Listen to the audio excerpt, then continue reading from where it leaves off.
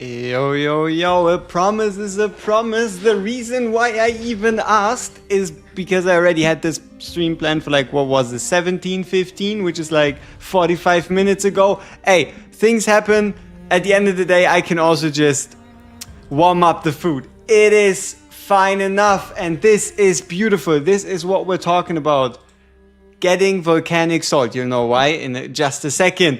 What's good, Ryan? What's up, Sahan? Miorapi also as usual there. There's probably a couple others that are also lurking around as usual. Welcome back to all of you. And yeah, let's make some progress, right? So, the reason why we were looking for volcanic salt, that thing right there. Volcanic salt one time. Now we only need to fulfill trade orders. Which means we started the wrong expedition. We should have went for shrooms or pineapples instead. But we didn't. Yo, Crimgy, was good. This is around 36 runs. This is around 36 runs of Tireless Raider. Let's see if we have anything useful. Not quite. But it's also not that important. And the reason why it isn't that important is because after we left the stream yesterday, we still did a couple more runs and we walked away with some ancients. So I don't really care about the outcome. So let me show you the pieces that we got after, right? We found, hey, Mohammed lurking, Zekrom, welcome back. We found another crit damage bangle. Another crit damage bangle with 4 stat perfect stats that we're going to roll. A attack percent bangle. I believe that one's new-ish. This crit damage piece. And specifically this ring. Yeah, also 4 stat wisdom ring. There's only a slight problem with our situation, and it is not a situation I've ever experienced before, not to this degree or even close, and that is our inability to ascend gear because we do not get any bullions. Like usually it's the other way around. You have too many bullions, not enough good pieces to ascend. We have the pieces to ascend, we have the materials, but we're not even close on bullions. We're not even close. And the only reliable way to get bullions is to get them dropped from gear rates. There's like no events that give out bullions. There's no shop currency you can use to get bullions. So yeah, we're kind of stuck with all these tier 1 pieces until we can make something of them by getting some bullions, which could take a while. Yeah. That is pretty much it. So let's upgrade this piece, see what we can get. Brienne, and then pull Idril on the Silas Vierna banner. That's pretty much the best start. Start off with the Brienne, get Idril Silas banner, pull your legendary on that banner in hopes of Silas of Vierna, and get yourself an Idril. That is really solid, right? Like the crit rate is fine, close to 20%, perfect. Nice attack speed, nice rage region, nice attack. Here we have really good crit rate, attack bonus, attack speed. It's fine.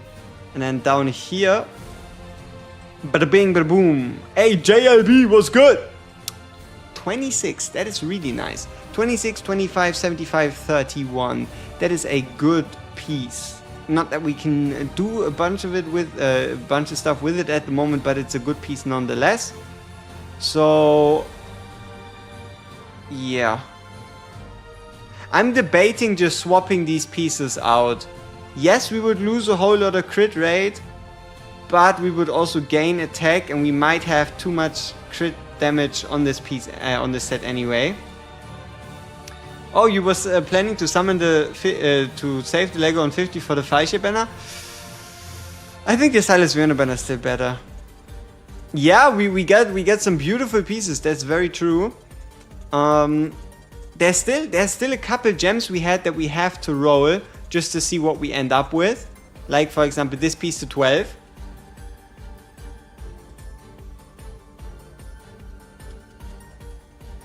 Damn! Does not disappoint. Does not disappoint. Only thing missing here is crit damage.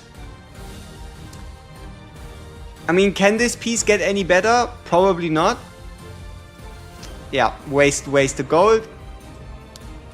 The real issue is going to find the other pieces, because we currently do not really own anything Soulbound Arcana that is good. But hey, we've got one piece. Now we just need to get the rest, right? Why couldn't it roll like this on that piece? Who knows? Who knows? I don't. And also, we're getting way too many Infernal Roar sets and not enough Soulbound Arcana sets. Just gotta get that out there, because that is our current situation. Yeah, it really is. They ever announced that gear is rolling better because they defo buffed it? I don't know if they buffed. I mean, no, I don't think they specifically announced it. Maybe they just did it. Not sure. So, what pieces do we still have? I believe our plan was to get something of a fracture set going. So, this piece would be great as a ring. We could use this piece as an amulet, maybe, or maybe no. And yeah, we would already have the bangle. We can use this as the amulet. Now we only need this ring to roll well. So much for that. Alright, so fracture set can stay where it came from. Doesn't look like it wants to cooperate, so why should I care about a fracture set that just wants beef for no reason? Which makes me wonder, what do we invest the rest of our gold into? Maybe secondary tank piece. Maybe secondary like tank / healer piece. Because this set is quite alright. Our second tank set should currently be on Oleg. So this is our current piece with A16, that's decent. This one which can roll. Yeah, I guess we just bring this to 16. Save it and put it into upgrading gear when you farm gear at 1. Not a bad idea. Unfortunately, it's too late for that. we hopefully get some gold bonus and whatnot. So let's talk a bit about what changed for the account, right? With the daily reset and whatnot. So we logged in daily reset. We bought out the shop. Currently, we're sitting on around 162 pity. 18 summons, so we can hit pity, right? We can hit pity on blues. This divine came from Nightmare 3. Nightmare 3 yesterday, I managed to get the 6.5k chest. We managed to get the 6.5k chest, and we got rewarded with a divine. So this divine,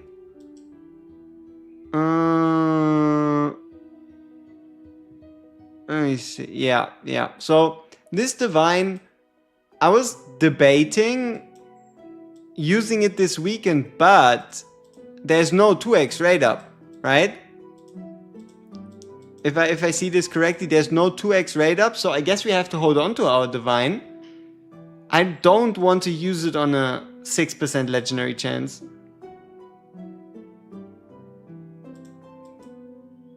Oh, but it's only a shard.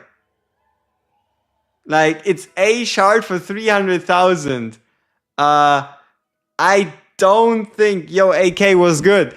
I don't believe that's worth it. Like, this seems like a horrendous deal. How many shards do you need to even get 30.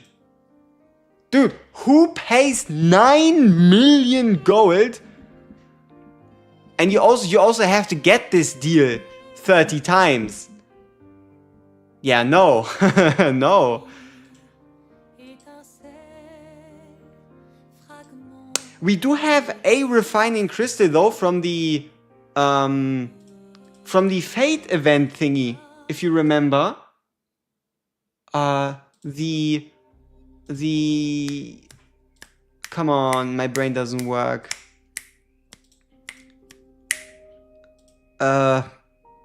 Yeah, the thing where we got the free card, right? We got the star and then we got a refinement thing. I just don't believe we have a piece that's worth it, right? You can see we have one of those, one refining crystal. The only time we would use it would be on like perfect substats, but these pieces either are bad set or already are hopeless. Like this needs a hammer and not a refining crystal, right?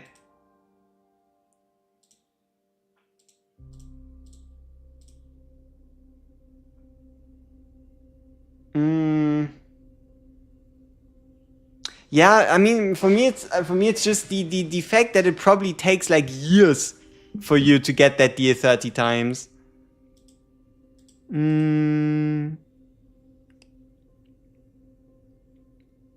Go from hammers from multi-cortex? No, we need the stamina. We need the stamina first. Like we cannot get high enough on a mortal codex to the point that we have the ability to afford to spend 1,000 of them on recasting. Okay, so what I actually wanted to get to is the sad existence of Wrath on our current account, and that is because we don't have any resources to like really throw into character development. We don't have any gems, we don't have any stamina, and we also don't really have 5-star psychics.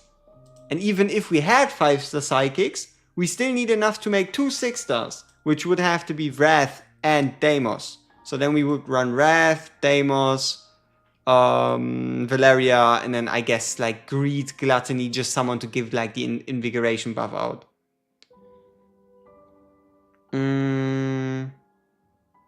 Yeah, it's like experience. You send a message, you get experience. You send a super chat, you get experience. It's like an experience rating system. It shows like it's like an activity meter per stream, simplified, right? So our Wrath is great, but we can't make use of him because we're currently sitting on 3 5-star fodder units. You should shut the fuck. Hey, it's all right, man. It's all right. It's alright. So, yeah, we kinda don't have what it takes. What we now need to do is, I feel like we follow Volker's quest until we get stuck again at some point. So, obtain a mythic gear piece from Gear Raid 2. For that, we would preferably want to farm the stage that guarantees us a mythic drop. It did also not specify that it has to be on auto. So I would argue we just go in, take an overpowered friend assist, like, I don't know, Fursy. Fursy, right? We just take a Fursy, we take our Vortex, use Razak, and we're done. Huh?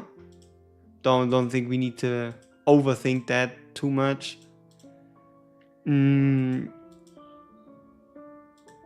But we do have a set to upgrade right here. By including this piece, all of a sudden the set looks pretty decent. It looks shiny, at least, right? It does look very shiny. You gotta give the set that. Yeah, but the attack we need to keep the attack, so this set we cannot touch. We had a set that was kind of ass, but yeah, this one. This had decent-ish pieces, but still turned out kind of ass because of the left side gear. So what if we just throw a bunch of ancients at it and hope for the best? Right? We just dump a whole bunch of ancients on it and then just it's gonna work itself out somehow.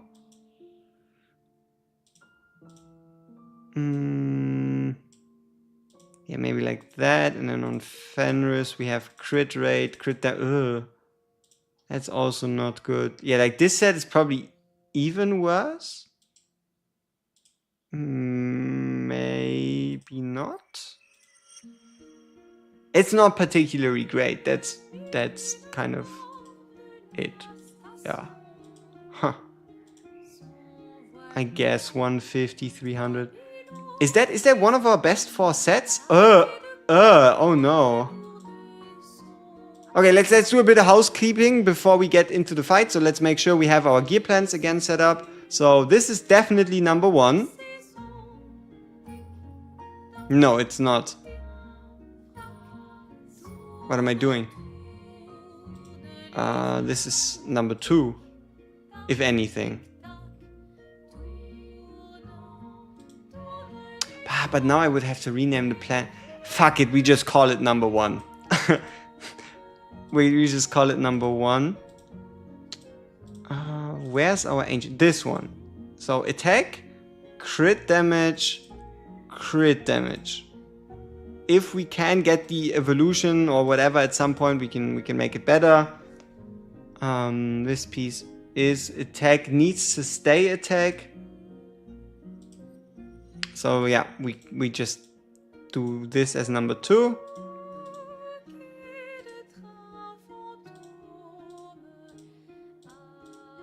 Where's number 3? Number 3 is currently starting with this. Okay, so on Magda. Can we make any improvements to Magda's current gear? Attack, attack, attack. Pretty solid. Pretty solid. Do we have any pieces that are like significantly better substat wise and somehow just fit better? More attack, more defense, less rage region. Or do we take this piece away from Valeria and give her this one? Because we would be in a better spot when it comes to crit damage, because our crit damage is really high on this set. Works as long as we have a Dolores, but outside of that, it's not that great. But then again, it is 70% crit damage. 70% is quite a lot. We would drop down all the way to 130. Let's go with attack for now, probably. Hey, Multi-Celsa was good. Did we max awaken Galaxy Horse? Yes, he's ready to explore the deep reaches of space. Save plan as number 2. Yeah, and then we have an open piece, and this piece we can give to Magda. Right here. Yeah. And the rest kind of stays the same. The left side gear is a bit atrocious, but we just have to accept it. So this is now number 3. Which brings us back again to the gear on Razak. No, on Fenris. Attack percent crit rate, attack percent crit rate, crit damage. 200 flat attack set effect. Kinda terrible. What pieces do we have? This one is open, which is quite nice. Here we're missing the crit rate. What we need is good attack percent open pieces.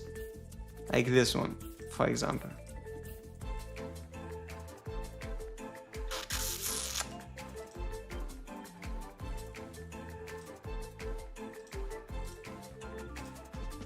Yeah.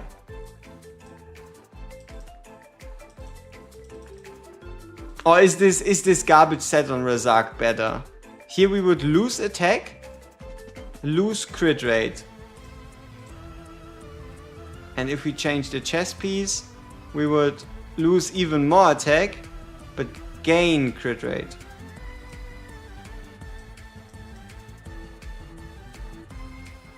Damn it. I really thought we could get the plus 16. I really thought we could get the plus 16.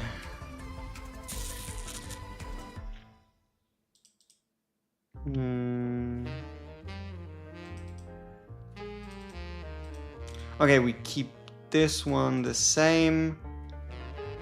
This is crit damage. And then we need attack with minimum crit. 14%, 12%, but this does have attack speed, but this does have rage regen. But we need the attack speed. And then finishing it off, we use this piece. And we just call this garbage DPS 5. For now. So that's the reason why we need to do gear at 1, right? Our left side gear is falling apart. Yo, Mirabi was good. Our left side gear is falling apart. Yeah. Let's get that mythic gear and see where it leads us. Do we have another ground unit? Space horse. Just normal horse person. No, let's go with Valeria. What are we doing? Yeah, it should be enough. I mean, it's... Wait, why are we doing stage 17 though? Why are we doing stage 17? Who knows? We're going to get a mythic piece anyway. So it's all irrelevant. It is all irrelevant.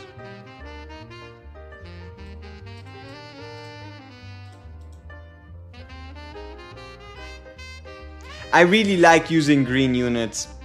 They're just too fun. That's the problem. But we also don't want a 3-side because we're using a friend assist. So this is a bit scuffed. Bit very much so. We should be fine. Unless these ground pounds obviously kill us. So it's not a good Fursey.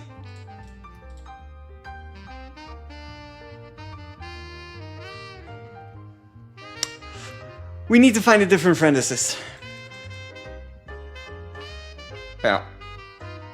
So stage 18, fight, assist.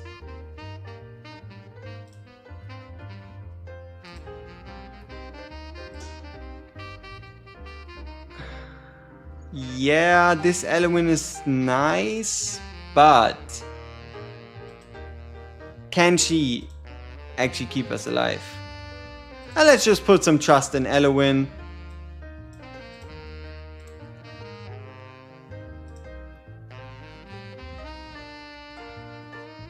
Oh, it's fine. You can just search for the name second anniversary, right? If you want to be added, or me add you, or you me add, you know what I mean, right? Just search for the name second anniversary, and you're gonna be able to find it.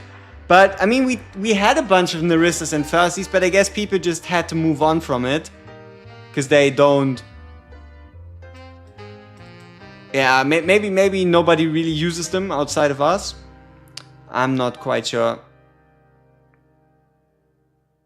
No, we just put some trust in this Elwyn, and it's gonna be alright. It's gonna be fine. It's gonna be just fine. Am I the only one that feels like the game is a bit stretched? Like, these don't look like a circle to me. Am I the only one? Is it because we have this array of units or what? But like this doesn't look like a circle. This looks like an oval. Why? Like, that's not natural. It looks so off. It looks so off. Because I'm so used to just like the normal way it looks. 2ND space anniversary. You'll see it after we finish the stage, don't you worry. And also there's no guarantee we're going to find your friend unit, so it's alright.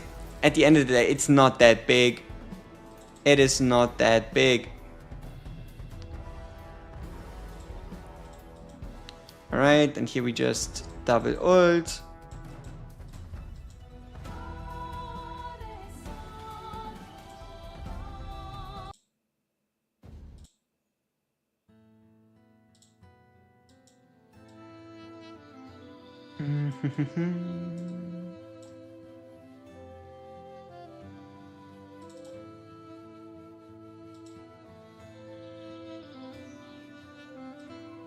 Yeah, I mean, we're gonna get through this. We're going to get a mythic piece and then we can move on. Hopefully. Oh, what am I doing?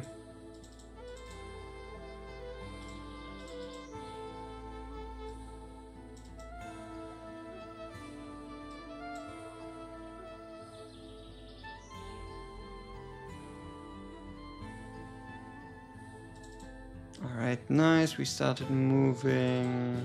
There we go. Yeah, now it looks normal. Yeah, it might just be the fact that we had so many units on our hand and so few units placed.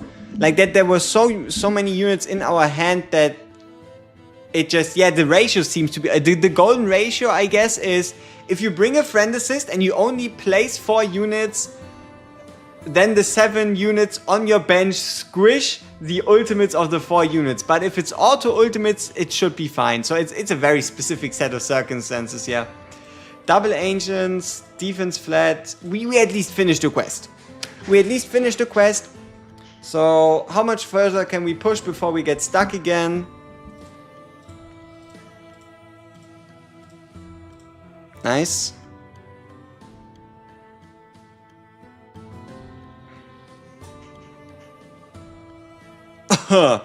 That can take a while. We did at least get some stamina potions, so we can try it. But yeah, 2 mythic extracts. We have to hope for some like lucky tier 2 drop or the like. Magda needs her promotion anyway, Melvira. So let's just do endurance 2. And for that... Now, one of the big problems is we have to gear in a way that we're still prepared to face gear rate 1, because otherwise we cannot play anything on the side. So... For that... I mean, we would use Maul anyway, I guess. Which means... he can get this set. And then Idril needs some set, so she gets set number 5. Okay, let's do 10 runs. 15. Let's see if we can get 2 mythic extracts in 15 runs. That would be quite big. But we did set out with the promise, and that was gear rate 1. So 119, last time we got crushed. This time might not be any different, because we haven't made any major improvements outside of gear, right? We got a couple more gear pieces, but we didn't really... we did get Melvira to 6, just not fully promoted yet.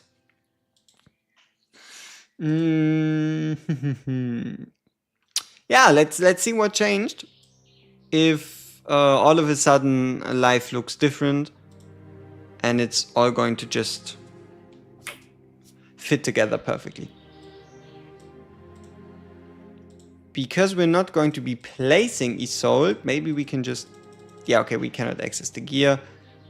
It's alright. Let's see if this is enough. Let's see if this is enough. So main DPS would by far be Magda, followed by Melvira, followed by Maul, and then lastly Fenris.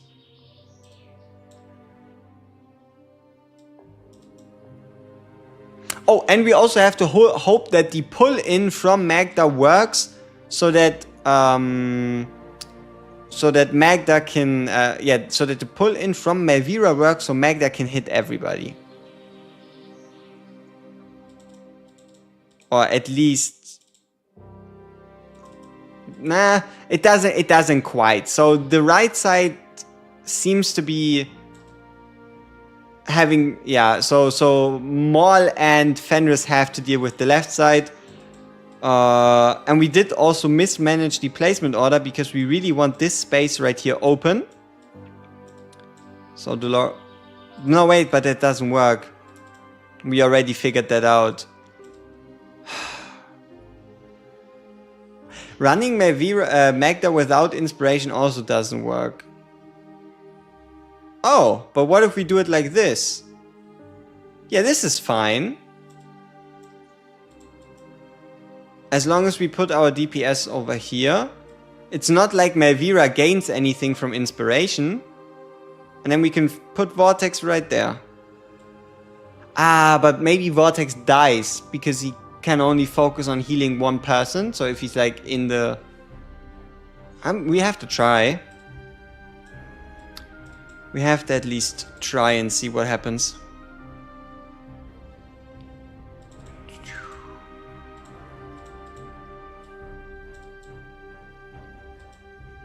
Hmm, 119.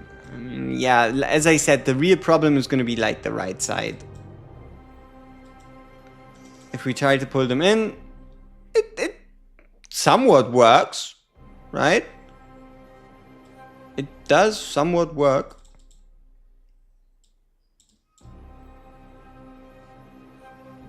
Here we're obviously going to wait for these guys to move in, because as cute as these AoE damage guys are, they don't truly damage us. So wait for them to close in, then fire off pretty much everything, be it the freeze, then a little bit of downtime, then the stun, then the refresher, vortex ult, cause why not, another freeze, pull in, looks manageable, stun. But it's a bit unfortunate that the Melvira pushes them in while Maul and Fenris push them back. It's kind of like counterintuitive.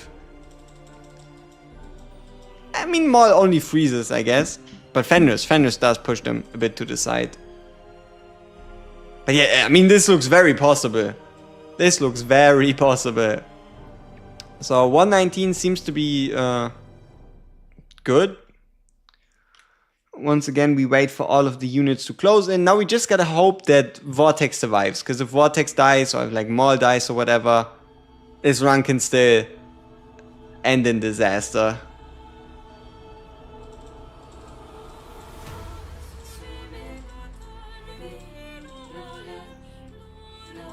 Just in case, another healer. Freeze. Freeze wears off. Stun. And also shields for rage regen. Very important. Like, Fenris is A1 just for providing the shields. Huge.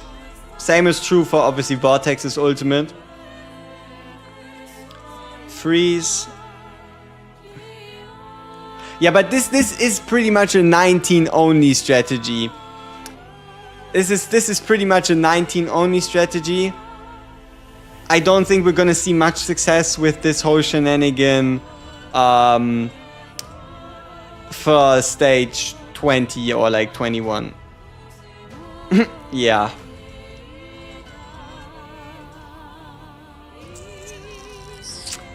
I mean, we do have the heroes to build, right? We have Iona already sitting around. We have Greed sitting around. So we do have the heroes we could build to make a more useful team. But then again, we don't have gear. And we also don't have the resources to afford to build said heroes. But yeah, Melvira is doing a fantastic job surviving in front of the wall. The one thing I'm curious about is how much damage. How much damage did Melvira end up dealing, right? How much did she actually end up dealing? Did she outdamage Maul or Fenris as a tank? Huh? That is one of the big we need to answer. The solution is no. But she at least competed with Fenris, which is scary. Very scary. 72, 23. So yeah, Magda hard carry was about expected. Okay, we got it done. That's the most important part. When do we stop farming Gear Rate 3 and start farming Gear Rate 1, right? That's what we need to answer for ourselves. I would like to get one Sorbent Arcana set done before we stop farming it for a while. But with our current luck, inside, inside, inside, inside, inside, Infernal, inside, Infernal, Infernal, inside. It doesn't quite look like Wisdom or Sorbent Arcana wants to go home. Is it possible to solo Gear Rate 18 if I do enough damage? With one unit? Oh, absolutely. Gear Rate 1, 18.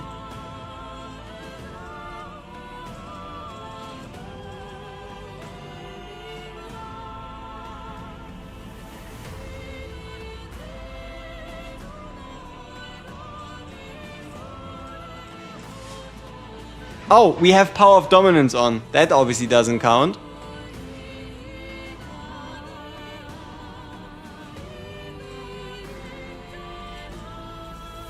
Check the auto run. Did it stop?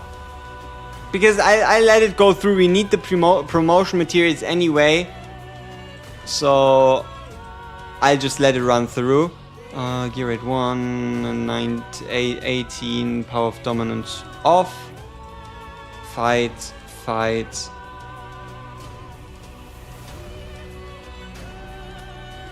Down. Auto ult. There we go.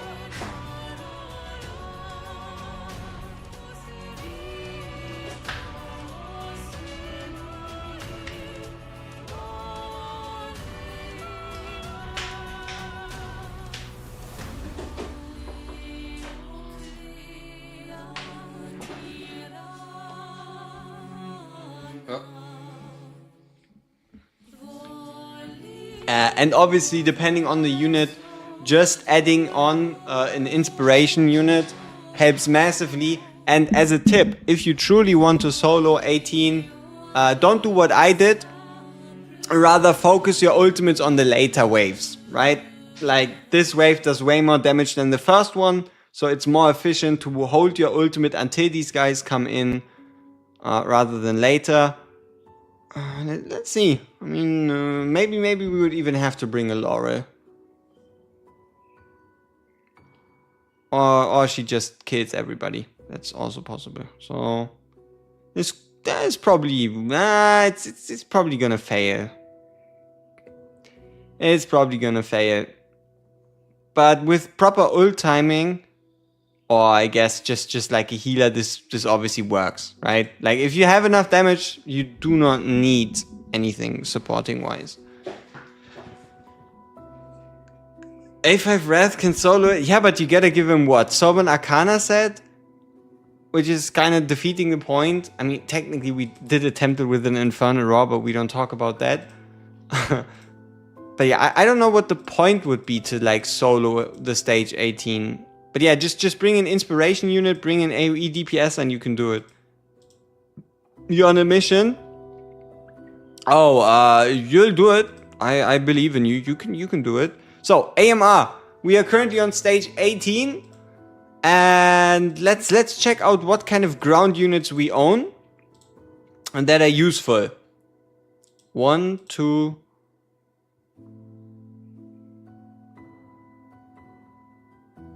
Yeah, right? Nah. 3, 4, 5, I guess. And then tanks. So 1, 2, 3. Shwoop. And then obviously Vortex for healing. It's not the craziest team ever, right? There's a couple 6-stars missing, like Astrid would be huge. Deimos on 6-star would be fantastic. Wrath on A5 would be amazing. So there's a couple key pieces that we're missing. But then again, we also don't need to complete the fight. There's no incentive currently for us to complete it. So Cerberus can go, Wrath can come in for Deimos, for Valeria, Gluttony. Yeah, I think we can stall long enough with tanks at the top lanes, especially for the earlier stages here. So how do we shift our gear sets? Valeria still has a good one. Deimos needs any gear set. This doesn't work because we're using... maybe... oh, we didn't properly save. Huh? Didn't properly save the set?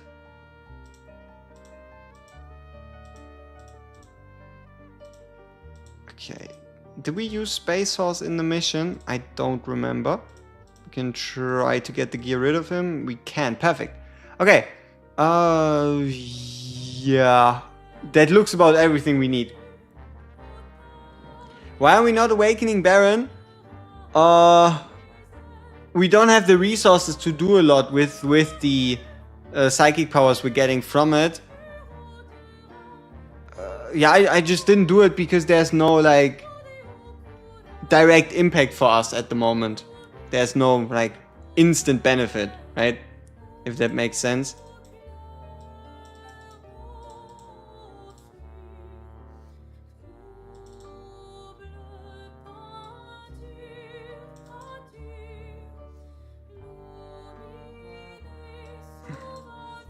And maybe I want to sell him for epic coins, but I probably won't.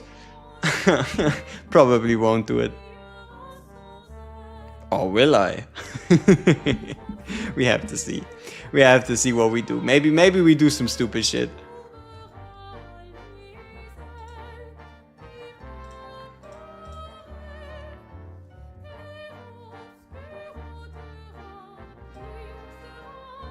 Yeah? You managed to beat 119 today? Hey, congratulations, man.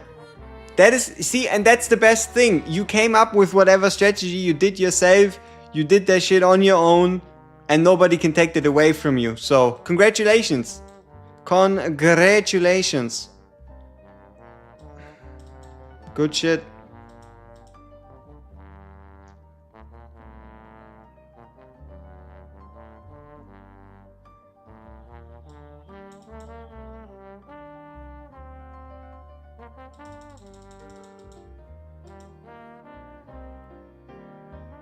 Okay, Skull Shatter still doesn't do enough damage to one-shot Valeria, which is important. Otherwise, we have to pay attention to the boss. Pay attention, look at abilities. Use your brain. No. Do you plan on readdressing tower stages? They changed clear conditions. Yeah, see, I'm still not quite sure what the time frame is that they're doing it, right? Like, is it every 2 months? Is it once per month? Is it every 2 weeks? I didn't pay attention. Like, how long is the tower feature even in here? I don't even know how long it's been since we got the tower. I feel like it was like, what, 2 months the same, and then the 3rd month they changed the stage conditions? Yeah, tower is monthly, but how many months was it the same? 2, huh? Yeah, I feel like at least for like stages 1 to 15, it does not make a difference. Now, maybe stages 20 and above do make a difference, but the biggest issue is if you've cleared them before, you can just run these stages on auto and they still work. Oh, 25 always been rough. I don't even want to know what the modifiers are this time. Might have become even worse. But yeah, the updated tower stages is definitely something we should cover. We probably should. Okay, let's get our team sorted. So, we want to go full DPS, see if we can kill the boss before it even knows what happens. Which means Malvira has to tank. We bring in the double deeps.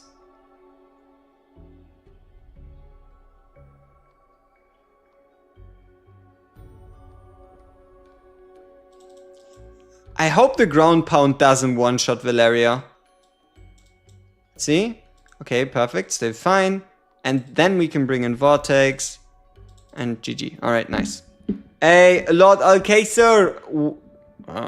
It sounded wrong. What's up, Lord? Welcome to the stream.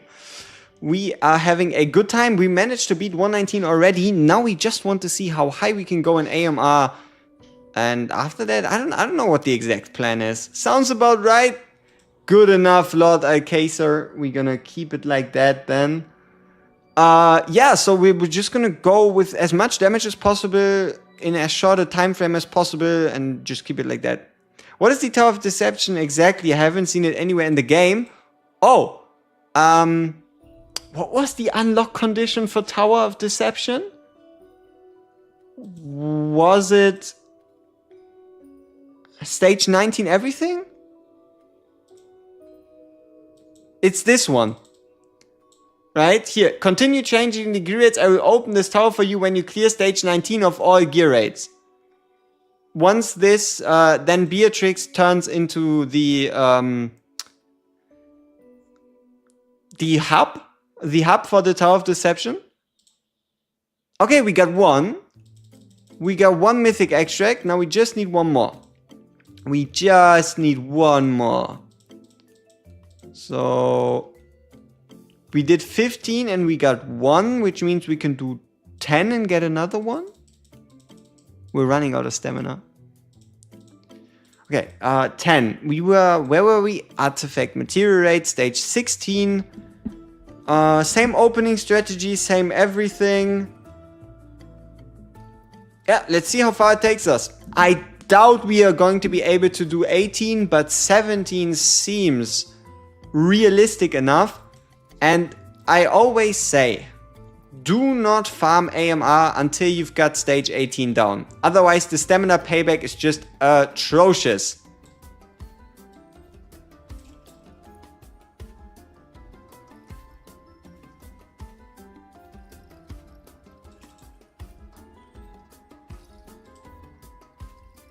Alright, let's see what happens if we activate the ult early. Does she die? No, she doesn't. Barely, which is fantastic. But Magda almost did. Here we just block him, stall for time.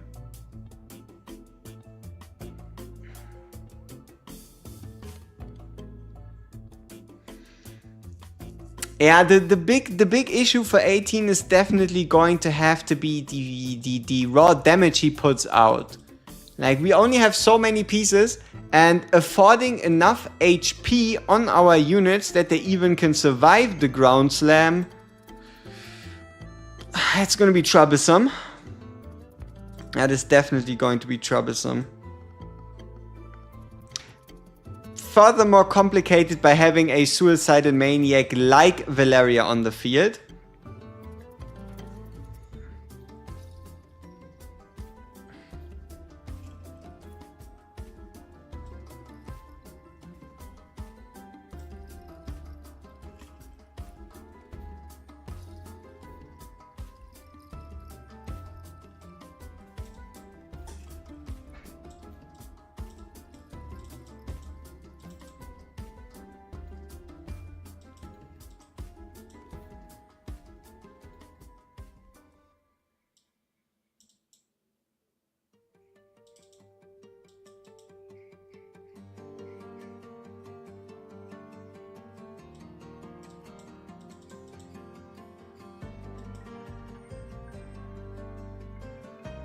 Nice, so that's 17. 18 though, not yet, not yet.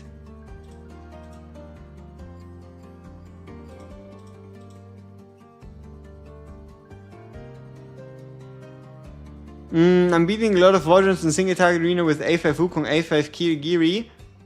That's suspicious. You said suicidal, you heard invincible. Yeah, until the ult runs out, huh? What you gonna do then? Or maybe we go all the way in on the damage route and we just say, fuck survivability, let's bring the pain. Unfortunately, we don't have a third fighter.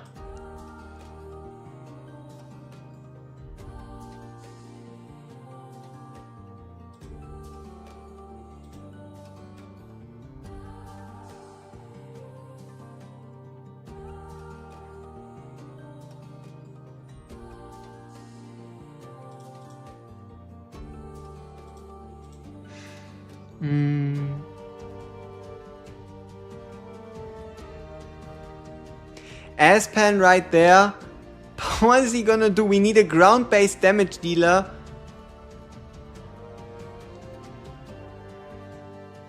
But yeah, sure, right? If everything fails, Aspan is going to hold up the sky.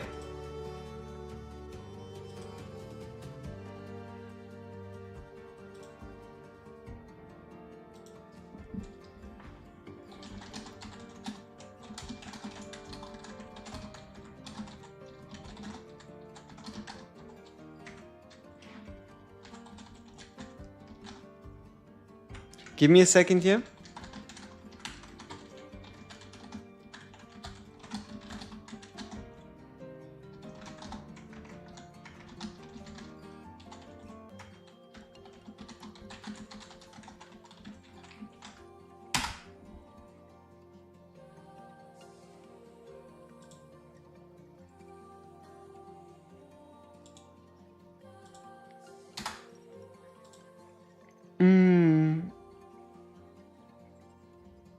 Will Komodo output enough bleeds to outdamage Valeria?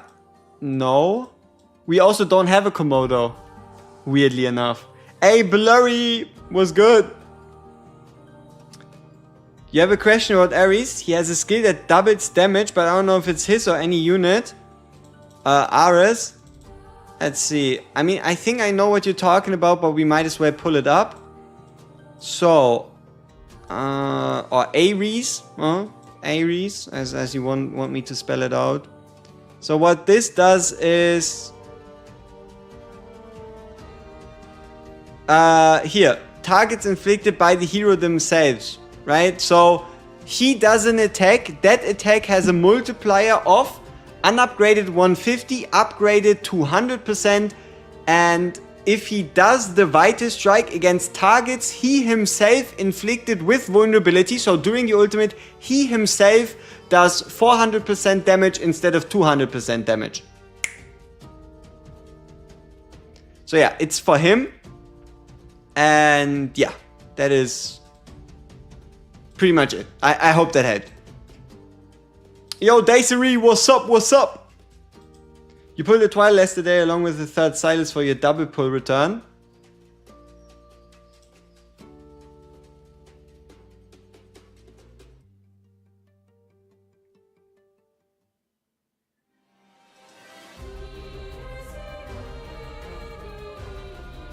You pulled a Twilight yesterday along with the third...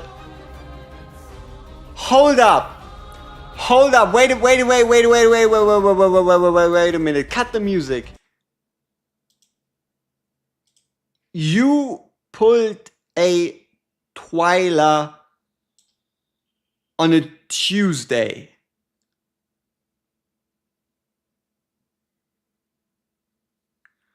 Why are we summoning on a Tuesday?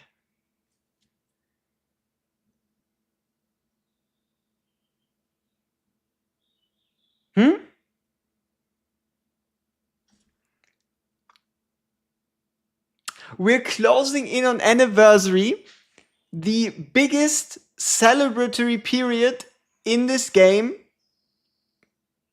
We have a limited hero tomorrow. We have a 2x, we have a 20x banner with two of this game's top tier heroes in Beelzebub after his rework and Beatrix after her rework, and you decided it was a good day to summon on a Tuesday. Why? I mean, okay, 30 shards, sure, but you did reset your pity. Hey, if it's only 30 shards, we accept it, but just be a bit more careful, alright? We're 2 weeks away. We're 2 weeks away from the anniversary date. The actual anniversary date, right? We're 2 weeks away. Do not summon on Tuesdays. Do not summon on Wednesdays, alright? Alright? Just you're gonna get better returns. You're gonna get better returns. But you did also say you came back from a 400-day break, right? A little bit late on the top. After being away for over 400 days, there's much more new content to explore. Yes, there is. And there's going to be even better catch-up mechanics coming from the anniversary. You will save? From now on, you promise? Aw, thank you.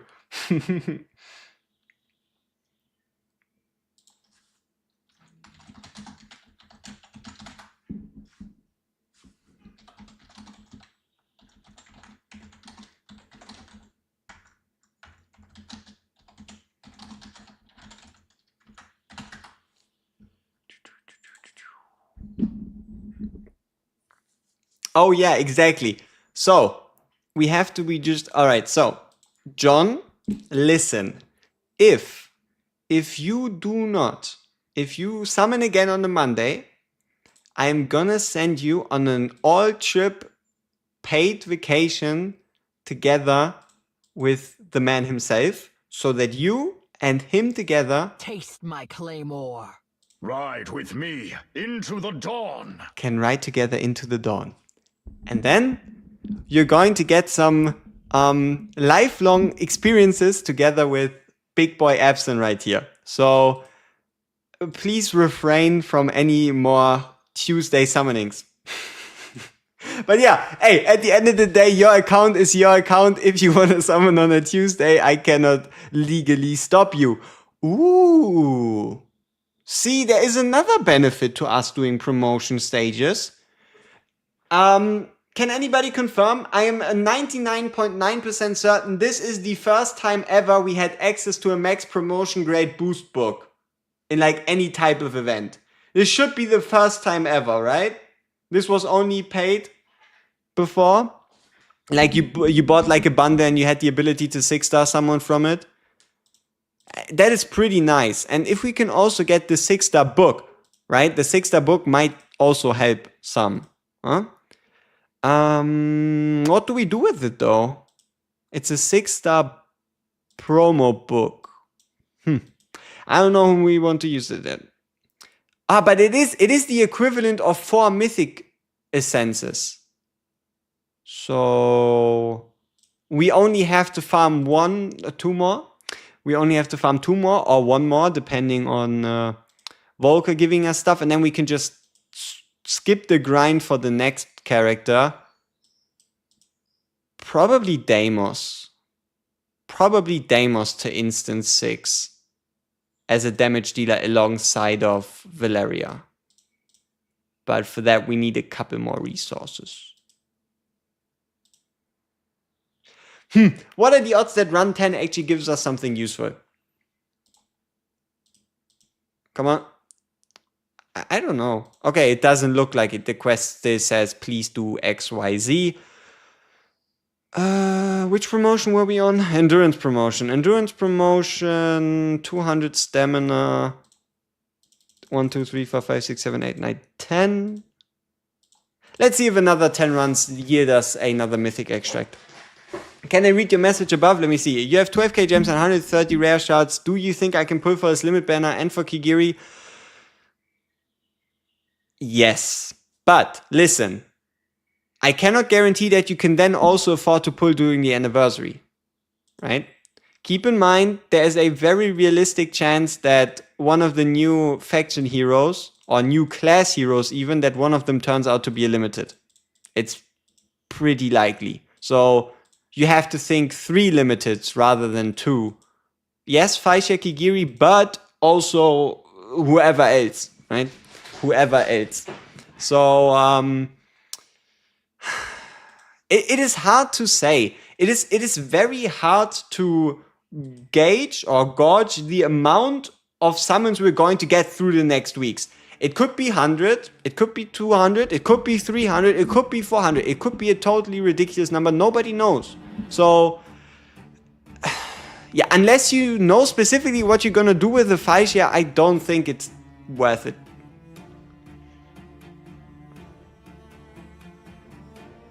Mm, 17, 600 and 200. Can Faixia output good damage in Abyss? If not, you don't really have a space for her. Like, you would probably just use a Numera instead. You would just use a Numera instead, because the problem with her is she just does half of her damage on each phase, and you rather want someone that does 100% of their damage per phase. Because as great as it sounds to do half on each, that still at the end of the day only equals to 100%. And if you don't have Faixia's A3, then her damage output really isn't that crazy. Yeah, worst case scenario, you can just do more summons on Kigiri. Yeah, Nerd, you are going to get more, right? Oh, and you know what? We pitched the idea. Yesterday we had the idea to ask for a free summon period, right? The same with like New Day account. You have the first week where you get a summon each day. I did pitch the idea. I just didn't yet get a response. But hey, who knows? We might be getting a 10 pull each day in the anniversary week if everything goes well. That would be crazy. Like a 10 pull each day. You just wake up, can do a 10 pull. That would be amazing. Where were we? Artifact material rate. You want a Gwendolyn so badly? To be honest, at this point, we might just get a limited banner where you can just pick any limited that ever released. I have a feeling the next Busted Limited is going to be one of the Tactical Masters. Yeah, we'll have to see. Yep, we do keep our fingers crossed, and if it works, it works. If it doesn't, we at least tried. What would we want to do? Yeah, right. Full on DPS push. Let's see how tanky our Malvira turns out to be. So, Dolores. Valeria.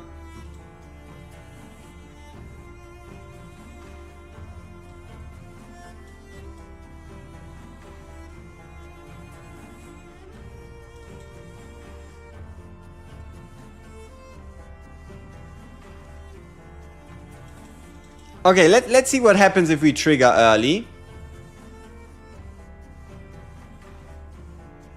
Yeah, Devastating Strike definitely kill. Oh no. We are also losing Malvira. That's not good. You cannot wait for 4 limited weeks banners to happen the same weekend. That would be a lot. It would be a lot, that's for sure. Yeah, exactly. Like, you know, I always think it's a better idea. Yeah, you could say you can go for the old reliables, for those you already know what they do. But I would just from like the fact that they are the first heroes out of a completely new class, look more towards them rather than old limiteds. But yeah, we did get the quest complete. Nice, and that's only on run 5. Did we get a double drop? We even got a double drop. That's best case scenario right there. Promotion grade 6, skill level 5, wins in arena.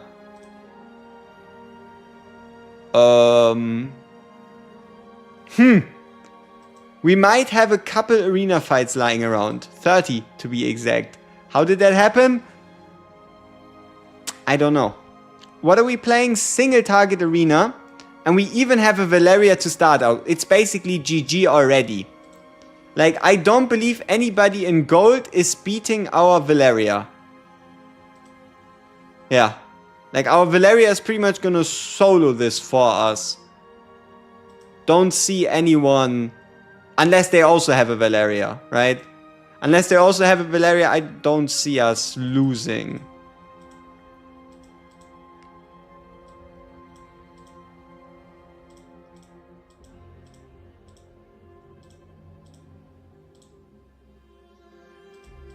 So Idril, Valeria, Magda, Dolores, Vortex. We're not going to make it that far in the rounds anyway.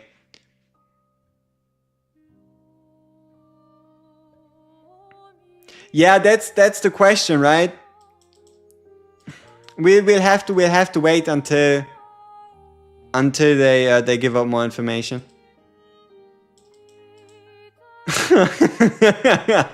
That's what you like to see. I know we're facing a Borut, okay? But still, like, come on, one tapping that guy? That's pretty great.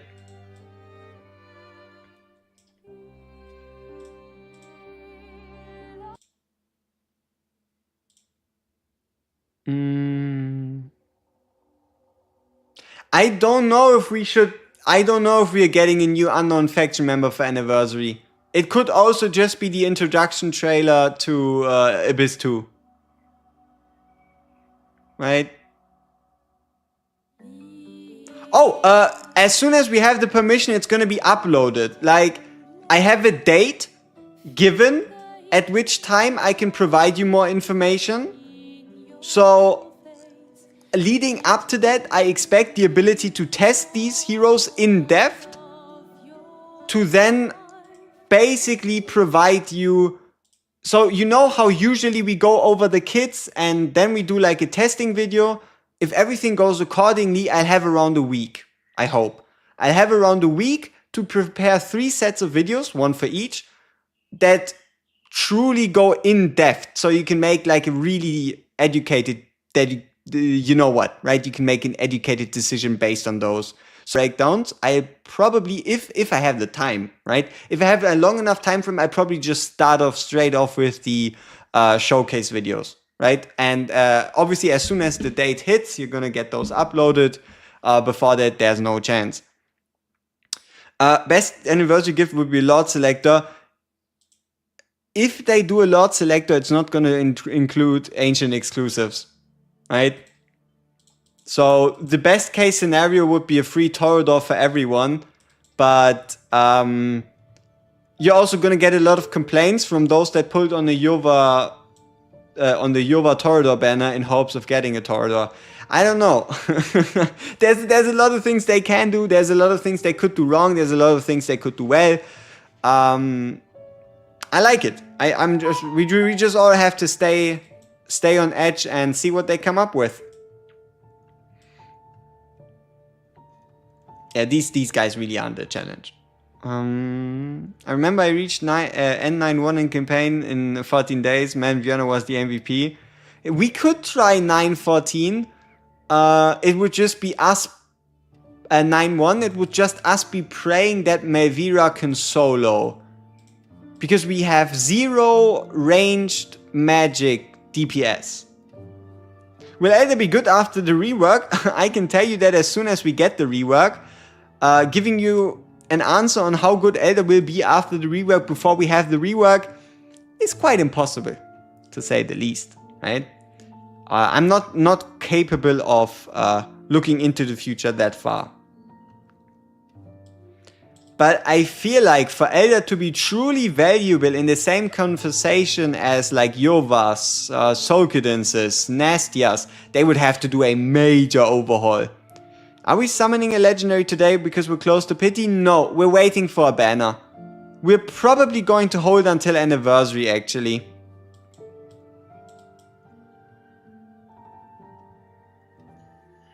Or we might summon on the Beatrix Beelzebub one. No. Do we? We probably have enough summons to at least hit pity on that banner. Which would make it a good banner. But no, we're gonna save. No, we're gonna save for the shiny new stuff. We're gonna save for the shiny new stuff. You're only 75 days into the game, but hearing from you guys, the spirit really looks like Christmas before time. Yes, it is. So, gachas in general have 2 major celebrations. Christmas and the anniversary. Those are where they make their big push, right? Where they try to give out amazing events so players come back, where they try to show appreciation to the player base. So yes, if anything big happens, it's gotta be now. I think we might be losing. With Valeria dead, we are in a bit of a troublesome situation. Damn you, Praetus! Yeah, but those are minor. Those are definitely minor in comparison to the efforts that would be put towards Christmas and anniversary, right? Because at the end of the day, anniversary and Christmas is where the most money is involved, right? That's where the money's at. Oh, we might still be winning, actually. Nope. Man, what's up with all these up and downs? Are we winning? Are we losing? I need answers. Now. Come on, come on, come on, come on, come on, come on, come on. Get him, please. Just a little bit. No? Okay. Alright. Luckily for us, we have 30 attacks. We have quite a lot of attacks to make use of.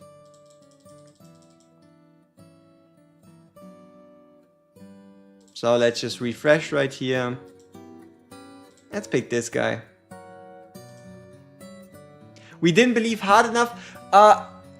We didn't try hard enough, right? We could have manually played the fight. We could have refrained from using the Valeria ultimate and we probably would have won. Did we do it? No. Am I at fault for losing? Pretty much.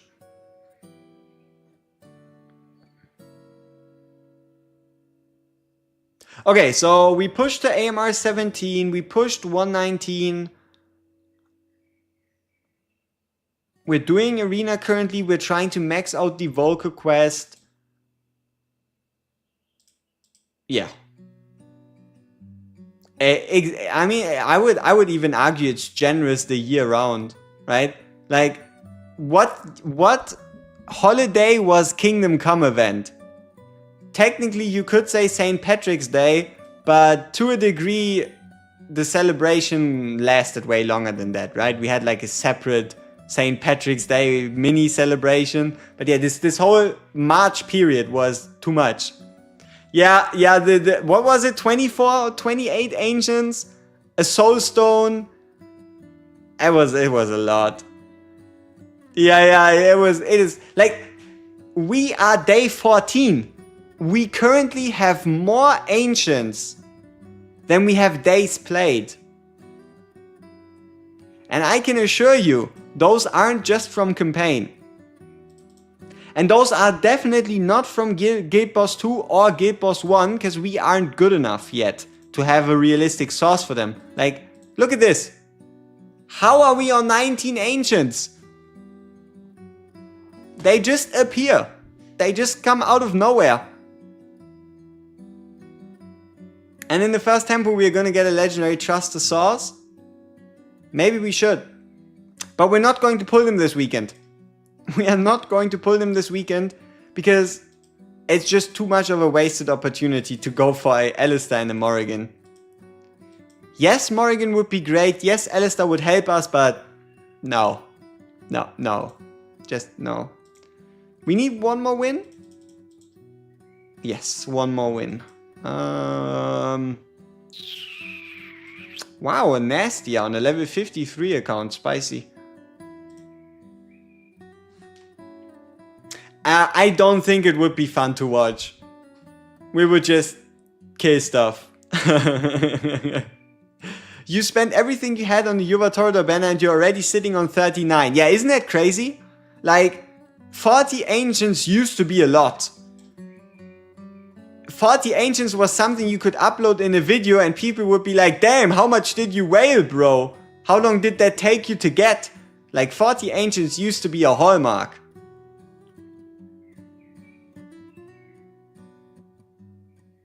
You got Alistair and you thought you got Pope? Hey, it's old dude, it's the same faction. You were probably correct. I mean, it's basically the same guy. Like Pope, Alistair, who cares? It's same.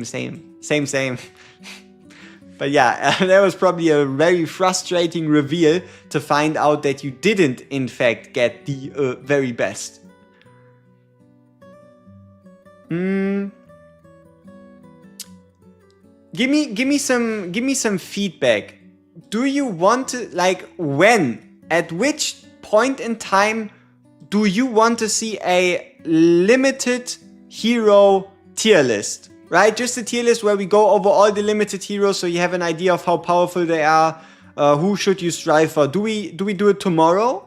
Because there's the Facia banner, or do we wait until we start getting information on how exactly all these banners are supposed to happen during the anniversary period, right? So either tomorrow or wait until we know when we get how do we get all these announced limiteds? So yeah, I think waiting is the smarter decision. After they compare, so after we get the next confirmed past Facia, okay, reasonable. When did we get Eloin? Friend assist. You are back in time, and this is a friend assist. I don't know if you hear this, but yo, original Big Town was good. You may have ended up having to do it twice, yeah. And then do the limited tier list before the new limited releases, and then make an edition where we compare her to everybody else, or wait for her and then make it while featuring her if there is a new limited. Yeah, I think we can do the limited one, and then if she turns out to be a limited, and if we do get her, I can then tell you how she compares to everybody else. She as in the unit. I don't know why I feminized that one. She doesn't even make any sense. We were supposed to bring a mage with 6,500 attack. Okay. Manually challenge stage 13. Bring a mage. This is our best mage. And make sure that mage has 6,500 attack. Like this? 8,000 should be enough.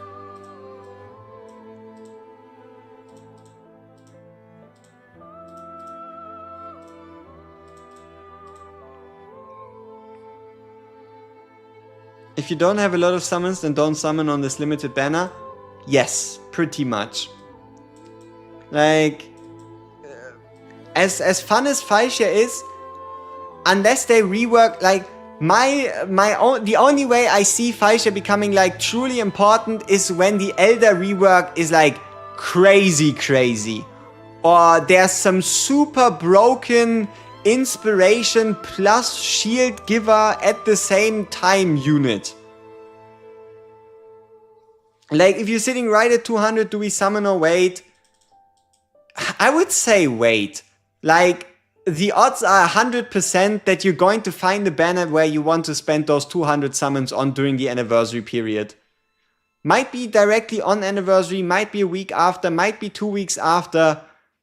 Like, Facia is good and all, but if you're just at 200 summons, like, the risk is too high that you would end up in a situation where you would have to rebuy the 200 summons you now spent on Facia because you're like 200 short.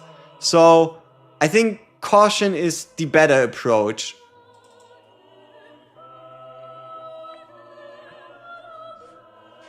Yeah, like especially with everything like that announced, and also, you know what? It might rub some people the wrong way, but to a degree, pulling a second Diao is better than pulling your first Facia. Which sounds crazy, but especially also with them teasing Diao banner and whatnot, pulling a second Diao on a Diao banner is a better use of your 200 summons than pulling your first Facia. At least that's the current state of the game, right? It sounds preposterous.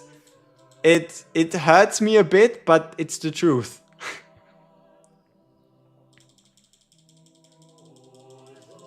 I don't know. Like, Sieht so. I can guarantee you Moonton has realized. They are in the know that they did something wrong with links, alright? So you don't have to worry about us seeing any more links-esque units. They know. They know. Ooh, legendary artifact essence. Very nice.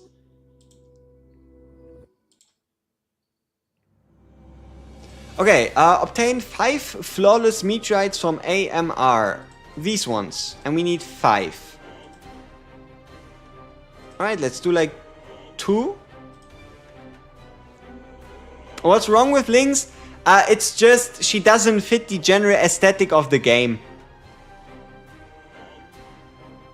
Yeah, but I think to a degree it probably has to do with her proportions being a bit too unnatural-esque. It's hard to describe. But for example, Maul has like these small shark eyes, but Lynx has like these like big enemy-esque eyes, right? And you only have 30 pulls. Do I still go for Fascia? Hell no! What are you gonna do with 30 pulls? You're gonna do 30 pulls and you're not even gonna get a legendary. Like, if you only have 30... See, do not invest a small amount of summons unless you can hit pity. Because you're gonna do 30 summons, the only thing you get out of this is going to be pity. There's like no way you're going to pull anything useful from 30.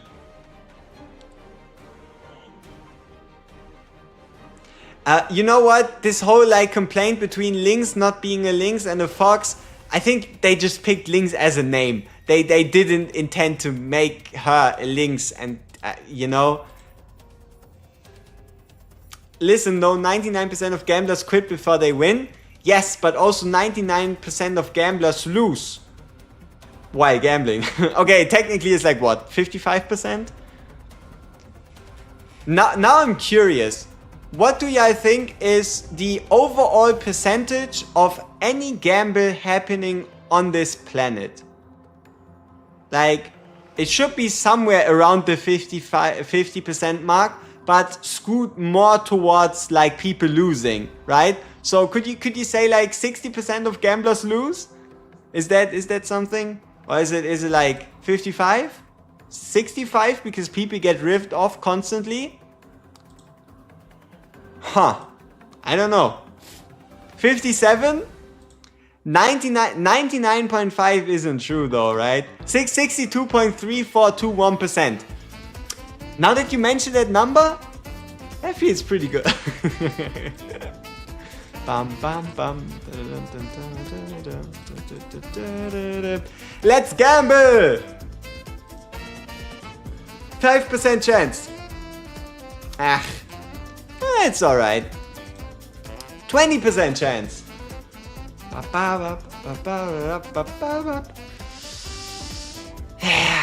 Yeah, it is what it is.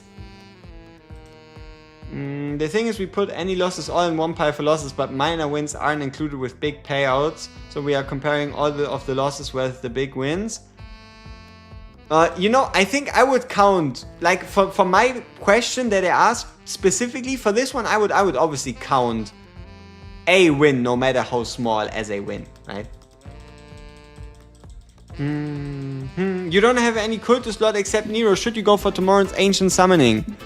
No.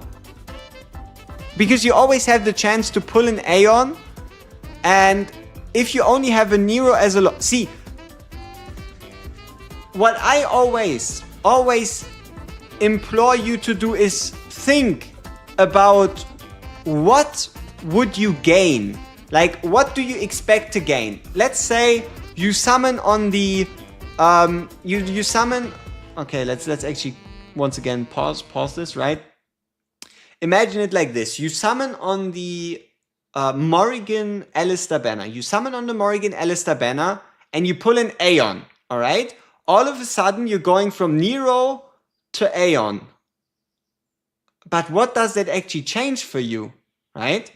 Like, for example, what? Do you all of a sudden beat 2 Gear Raid 1 stages?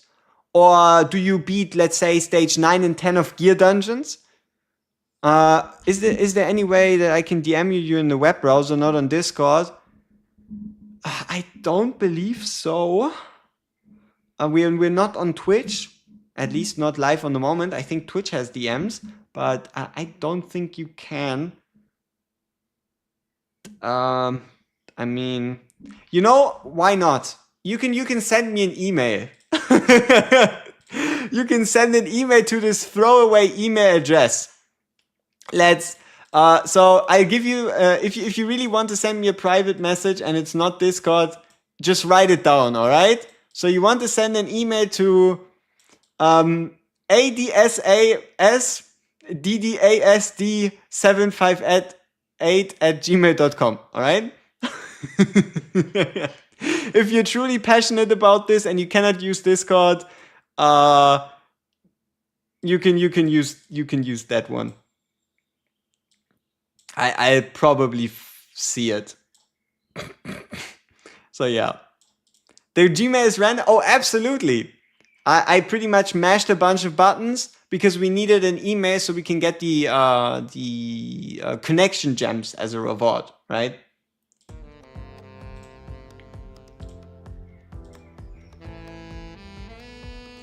So yeah, to finish off the point we started before we went on another tangent, make sure you know what you're getting out of the hero. Like, for example, are 30 ancients that could go down the drain worth it for you because, for example, you beat two or three more Gear Dungeon 1 stages? Is the time until you get the resources back, or right? Like, is that worth it? Will the hero fusion be gone after I fused to Salazar? He's gone. I have Micah left to fuse. Should I prioritize her or max out others? Yes, Micah will also disappear after you fuse her, but she will not have a date when she disappears. Like, Micah will probably stay for like at least another year. So, unless you need a magic damage dealing, shield breaking unit that does unfortunately not really high numbers, you shouldn't necessarily have to prioritize Micah. But she's a good hero nonetheless. She's decent. See, isn't this unfortunate? Like, Micah and Salazar exists. Micah and Setram exist. Shield damage, Setram. On the physical side of things, Micah on the magical side of things, but nobody uses Micah and Setram together in Abyss because Micah just isn't strong enough, right? The new limited fusion should get a bond skill with Lyra. This one, Corrosa. Yeah, I guess sure, why not? Give her a buff, give her like a really good bond skill. Is she worth fusing? It is never a bad idea to fuse a Micah. It's a legendary hero, and she is better than all these heroes here combined, unless you're giving away your only copy of an Edith and you need her for the tank codex. When Valeria showcase, I already have a specific Valeria showcase that also teaches you about how to use her in Guild Boss 1 specifically to make sure that she doesn't die. I think this one is quite old, but it is still relevant enough. It's from February 2nd last year. How to time Valeria in Guild Boss. But I feel like at this point we need like a rework to her for her to like again be relevant, like super relevant, right? Imani Slender crazy, she's got some goated multipliers. What I don't like is that it's temporary. Heroes that are on deploy and pull back don't have as much value because high level content just tends to punish you for removing heroes.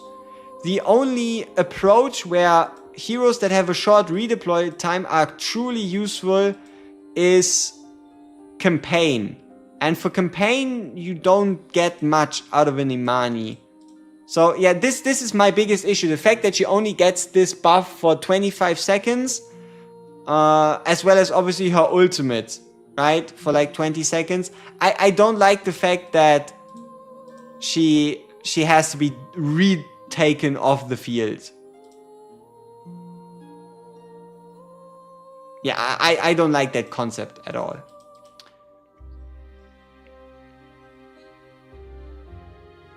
Oh, Velara? Yeah, I don't know. I don't have the names down. I thought Valeria for sure. Can you beat 124 without Beelzebub?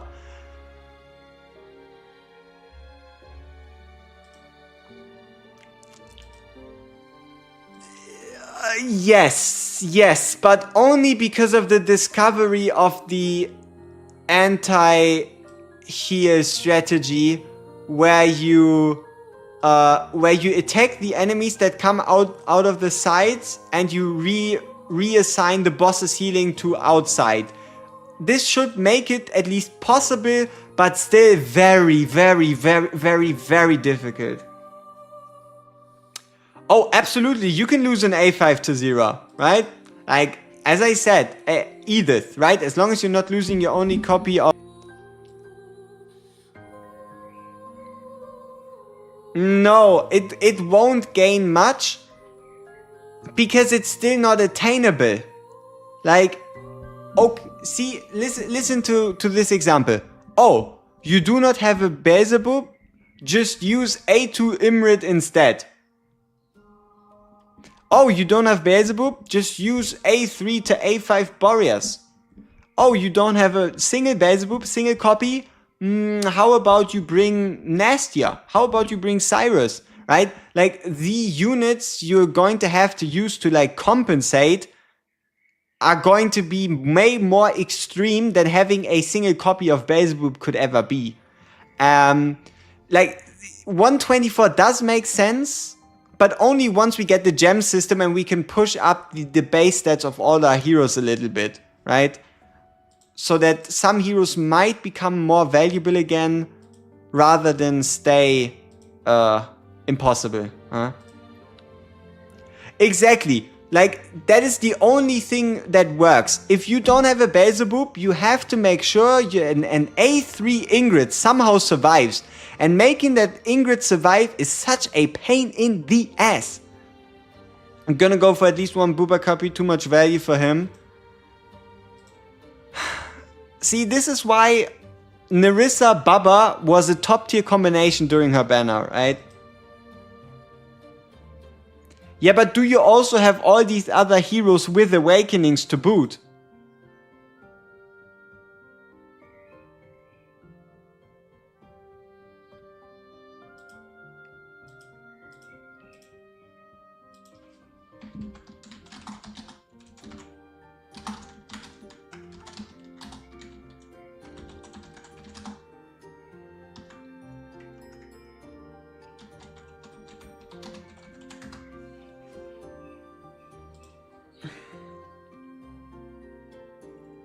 Yeah, exactly. Like, the RNG involved too is disgusting. Yeah, just to compensate for Nobis, you need a Malvira, she needs to pull in, Malvira needs to survive. You need, at minimum, a unknown unit. That unknown unit needs to be A2, so you get the 6% damage bonus instead of the 4%. You need a massive damage on your Magda, so you need also, for example, all of a sudden, it's not just about the awakenings, but you need Cataclysm gear. That Cataclysm gear needs to be 4-stat perfect. Then you also need a Cataclysm ring. That ring needs to be Curse Faction, and that Curse Faction bonus has to be on it. Then you also need left side gear. It needs to be 4-stat perfect. Like, it's not just awakenings, and it's not just heroes. The gear requirements are very extreme.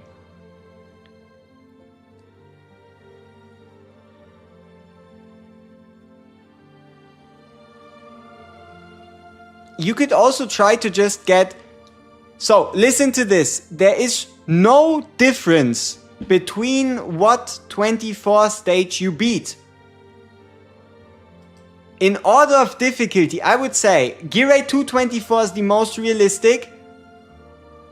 then it's gear rate 3 if you have Lady Alex. Otherwise, it's gear rate 1 and then it's gear rate 3. Like, just beat gear rate 2 instead. If you're just looking for maps, beat gear rate 224 instead. You get the same maps. There is no difference in the maps between 224 and 124 or 124 and 324. It's all the same thing. Can I check my email? So you really did send an email, huh? Alright, let's see. What words of wisdom do you have for us?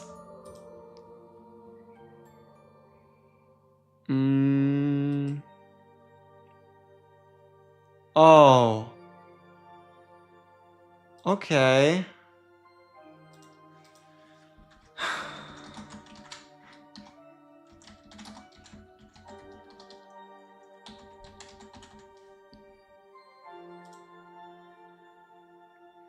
Alrighty.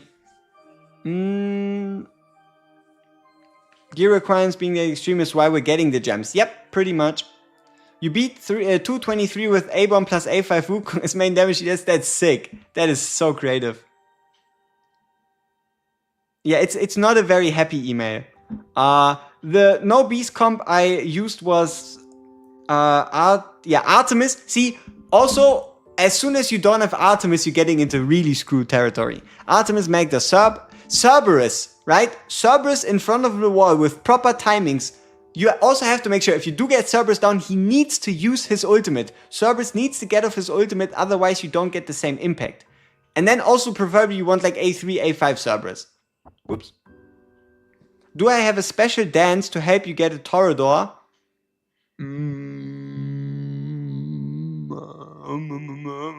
No, I don't. You had to clear 124 with a Zarus instead of a Cerberus. Hey, Zarus burst damage is not to be underestimated.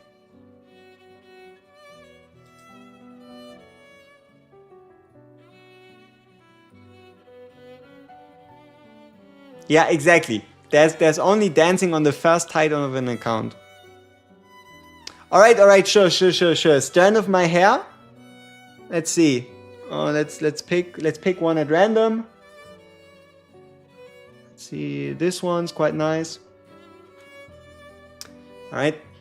There you go. Alright, send over. You should now be able to get a Torador at 0.25% more of a likelihood. Congratulations. What are we waiting for? Some guys from 1, 2, 3, 24 soon? Yeah, at least before they come out, right? I mean, I pretty much already covered 124, but yeah, expect like a day or two before the gem update. So expect like the first or like the 31st of June or the 1st of July. You have A for budget Torador. Congratulations. You are now in possession of a Ares, an Ares, an Aresu, however you want to spell him or call him, right? Have I watched Lord of the Rings? I think I'll check your email again. Let's check the email again.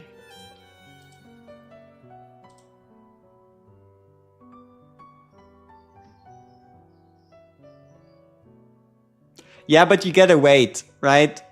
You gotta wait. It's going to be a bit of time before I get an emulator set up and all that stuff.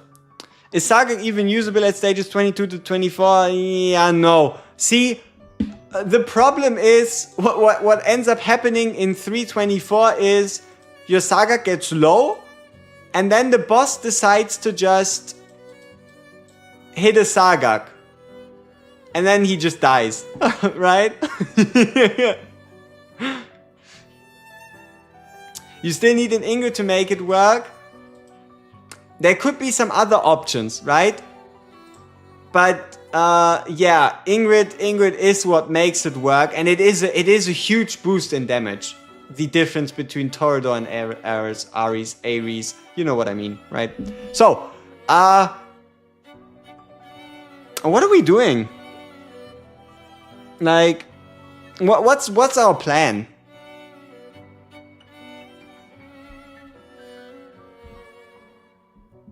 What? Why? How is he gonna do damage if you build him with 5 HP? No, the problem is Sagak lowers his own HP. He's suicidal, right? And because he's suicidal, and you also get damage over time, and the boss hits for like 24k a hit. And even if you keep Sagak alive, keeping Sagak alive means keeping him high health. If you keep Sagak high health, he doesn't do damage. Hero Quest. Thank you. Thank you very much. We were indeed doing Hero Quest. I got so sidetracked.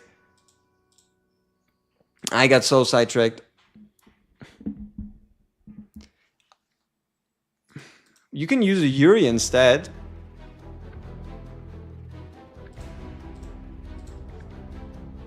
You have Ingrid A4 and Pope and A5. Will you reset Pope for A5 Ingrid? Not until you know for sure that you're going to be able to beat 124 by doing so. Otherwise, it's just a waste of a reset book. Also, with an Ingrid banner, you can also just pull on the Ingrid banner, for example, if you desperately need that A5. Hey, Dimas! Welcome back to the stream. What's good?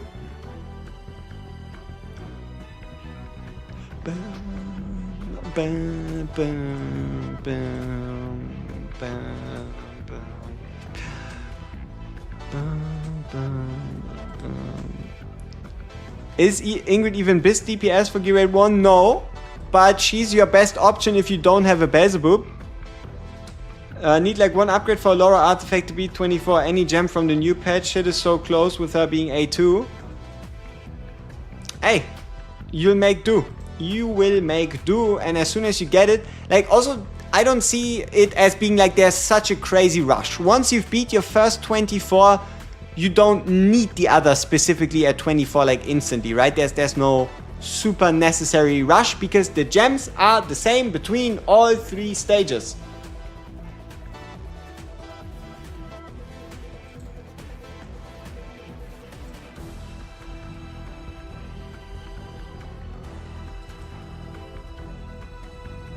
Oh, you got A6 Pope?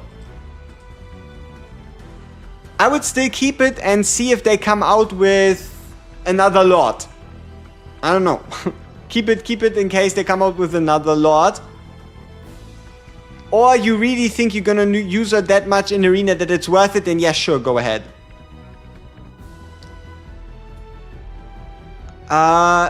Absolutely. Her A3 turns 224 into a joke, right? Even her A0 version makes 224 so much more approachable. So, A0 Nerissa makes 224 very approachable. A1 Nerissa makes it very reasonable. And A3 Nerissa almost turns it into a joke single-handedly. That's how good she is at healing.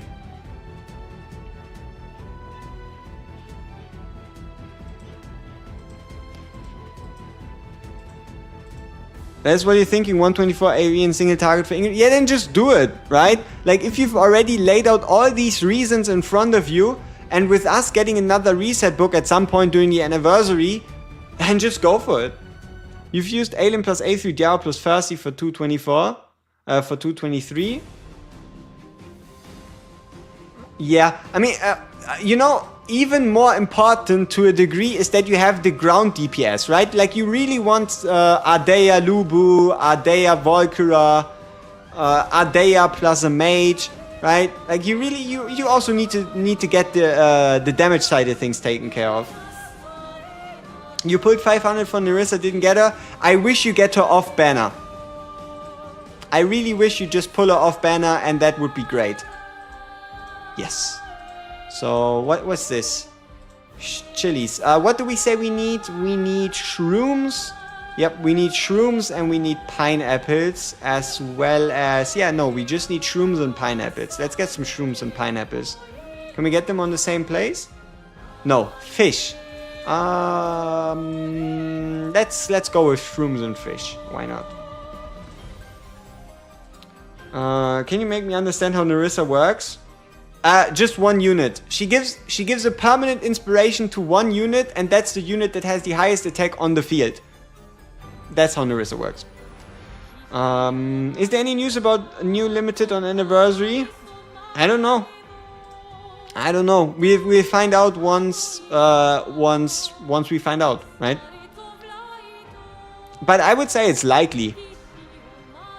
You're wondering if you should reset 3 stones from Pope to make Ingrid A3 and go for 60k in Abyss after getting Monkey A5?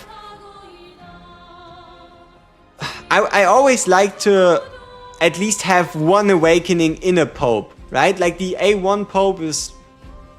Like, Pope's A1 is so broken. Like, Pope's A1 is one of the best A1s in the entire game. Yep, we do get the update on the 2nd of July, so around that time frame seems reasonable for us to expect more news, right?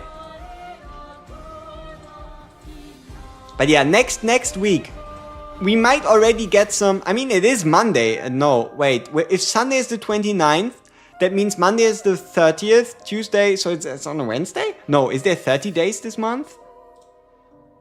So there's only 30 days. So yeah, we're again talking about a Tuesday. So Tuesday reset. Tuesday reset, we should get some... what's the goal for the moment? Apparently the goal is to reach goal 2. We have 24 attacks to do so. Now I'm kind of sad that we threw all these fights on purpose, because they're definitely winnable.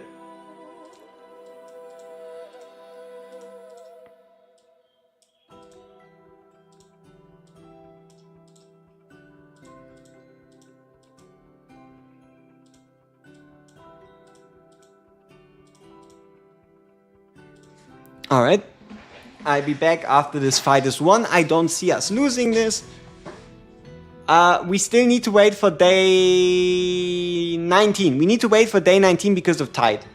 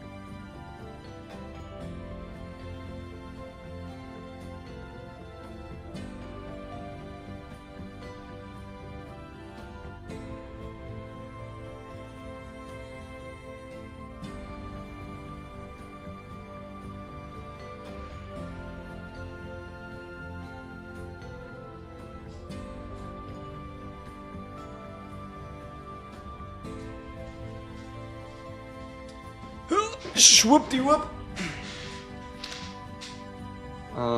You'd say Bro got ancients on day 14. Yes, we've got many ancients. Too many ancients.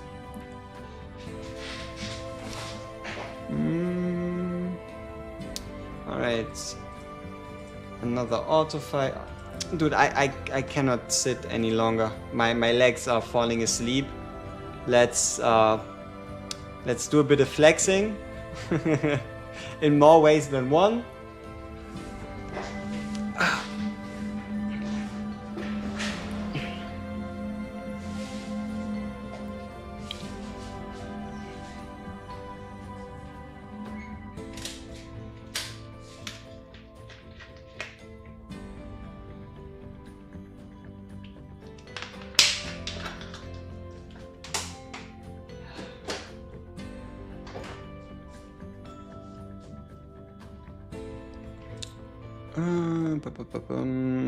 Where is this? There we go. Have I tried to beat stage 30? Not actively. We tried it a bit on stream, but I haven't spent a lot of time attempting it.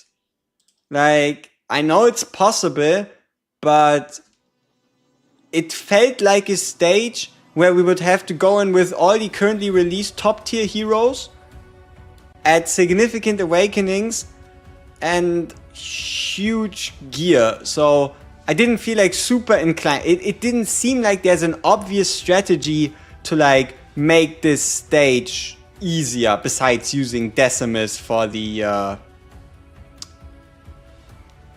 laser ball thingies, right?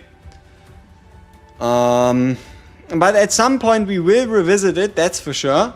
We might even do so with the help of the Tactical Mastery heroes, right? Like, maybe Tactical Mastery is what we've been waiting for to realistically take down Tower Stage 30. Huh? Maybe those are exactly what we're going to be needing to do so. Ya never know. Ya never know. Can we beat Mr. NVAR? So we actually have to try. Kinda crazy that nobody beat it. You think it's... Is it completely unbeaten? I didn't pay as much attention to it. I mean, what does the leaderboard say? Isn't stay... Like, did it always say that there was nobody getting like the full... Nobody ever got it on global? Damn. That's that is surprising. Like, I heard a bit about it, but I just assumed, yeah, I don't know, maybe like 5-6 people at least got it down. But the fact that nobody bothered is kind of crazy. That is kind of crazy. So I wonder if on this rendition, the stage 30, maybe... Did they change the modifiers too compared to the last stage 30, right? That's also the question. But yeah, one of like, I guess my main concerns with that tower stage is just it is going to take so much time. Like, I have to calculate a minimum of like 8 hours, and that's like on the lower end of things, and that's not even considering the do I have Zillitu skin? I have it on the test server, but I do not actually own it. No, there's like what? How many people is there? Like 3? Is it 3 people that got it, or was it the top 20 that got the Zillitu skin during the first ever Ultimate Leaderboard? Something tells me it's only 3 people, but probably not. It's probably like what, 20, 30, 40, 50? I don't know. Also, it's been so long since we had skins on the Ultimate Leaderboard. I guess they kind of realized making skins again more like accessible, allowing everybody to buy them, and then just having other rewards on the Ultimate Leaderboard works out better. Huh?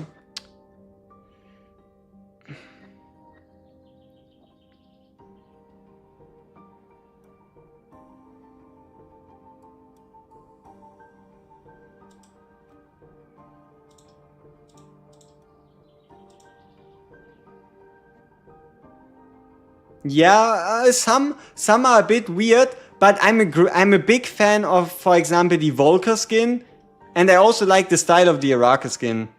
Yeah, no, the Pope one is just a recolor. Like, everything that's close to a recolor is kind of a dud, but the animations and the effort into like redesigning the skins they put in, for example, the Voltron skin and such, pretty impressive.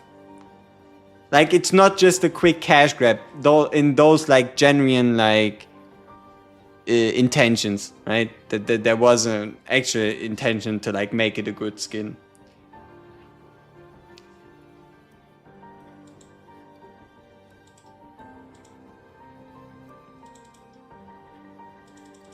Wait, I see. Say that again. Nobody even beat it without modifiers? Or are we talking about nobody beat it with full modifiers? Wasn't it like 160 for the Pope skin? I mean, not quite, because you most like nobody even without that's crazy.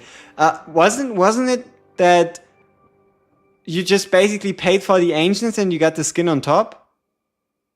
Like, I don't think you can say the Pope skin was 160. Basically, you bought ancients at a good deal for 160 and you got a like Pope skin on top or something. But yeah, technically you could say, right? Yeah, you just buy the ancients and you get a free Pope skin alongside of it. Like the Pope skin wasn't the main selling point for most people, probably. How close are we? Oh, we're getting there. We're making our way towards goal 2.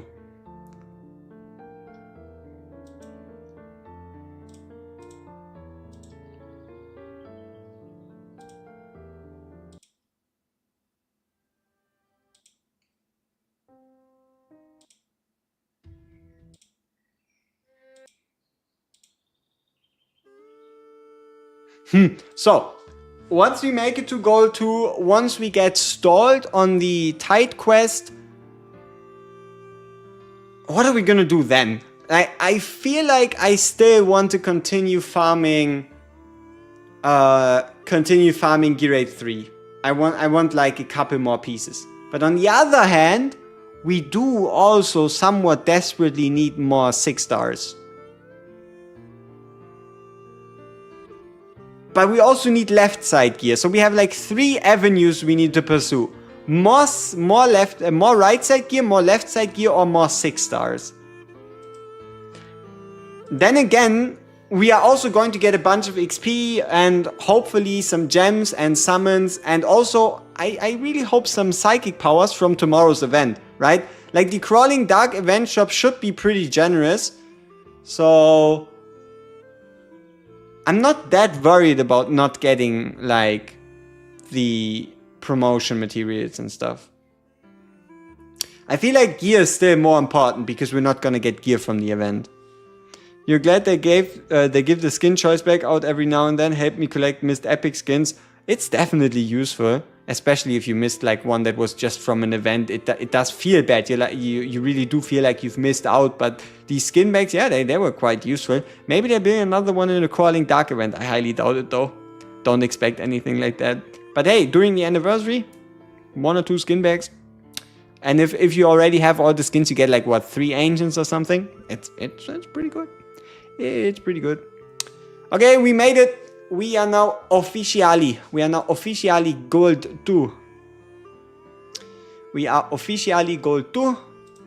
200 coins and we're stuck. Hey, J Trocious, what's up, what's up?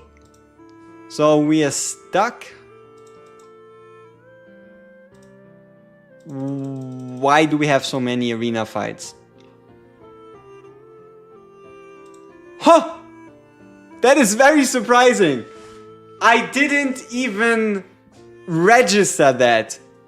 I must have just scrolled past this like 5, 6, 7 times and my mind never made the connection between the picture and what it means for our account. That is actually really huge. Now we only need 2 more bullions and we can get ourselves our first ascended piece, which might work towards making like a really good right side set Infernal, Raw Sword and Arcana, depending on the other like auxiliary pieces. The summon is a bit hard to pass on, so I guess we're wasting some gems on stamina. Okay, we have 215 gems, 7 potions. Wow, 7 potions. 2,200. It's back into the trenches. Let's practice what I preach. I tell everyone to just farm 319 once they reach it. We haven't farmed it enough yet, in my opinion, so back into the trenches. Back into the trenches we go. So Idril gets this. I think the gear sets are saved, right? It's gonna tell us somewhere, so I'm just gonna gear them regardless, just to be safe. It's a habit at this point. Like starting a gear raid, you're just in the habit of making sure that the units you're using actually are getting gear. But yeah, here you see Heroes and Gear has been saved. So Tireless Raider active. Background fight, just 52 fights. That's pretty fast. Maybe we can walk away with another Ancient or 2. I think we're done here. At least for today. Yeah. I feel like we've done most. Should we play the curse faction trial? Like, should I do that myself, or does anybody really want to see this? Give me like a C for curse if you want to see us try curse faction trial. Huh? Give me like a C for curse, and if I don't see enough C's, we'll just end the stream right here. That's what we're gonna go with. All right, we do have. That's a lot. Okay, sure. Let's play curse faction trials. Who do we need? Melvira, she's already geared. Magda definitely needs our best. But we don't have any. Well, we don't have any flying units. We don't have anything that hits flying units. That's what I meant to say. Oh no. Like, damn it. Carosa. We have 4-star Voltus.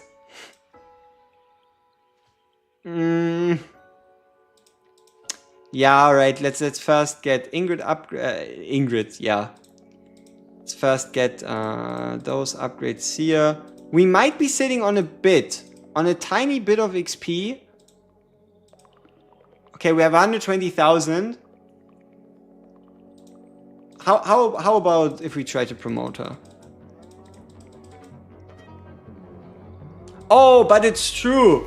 We might be better off investing into Carosa, just considering the fact that she's already at 5 stars. So she should by all means be our most efficient mage. Alright, here we go. Carosa level 41. Let's get those promotions in. Let's get those promotions in and see how far it takes us.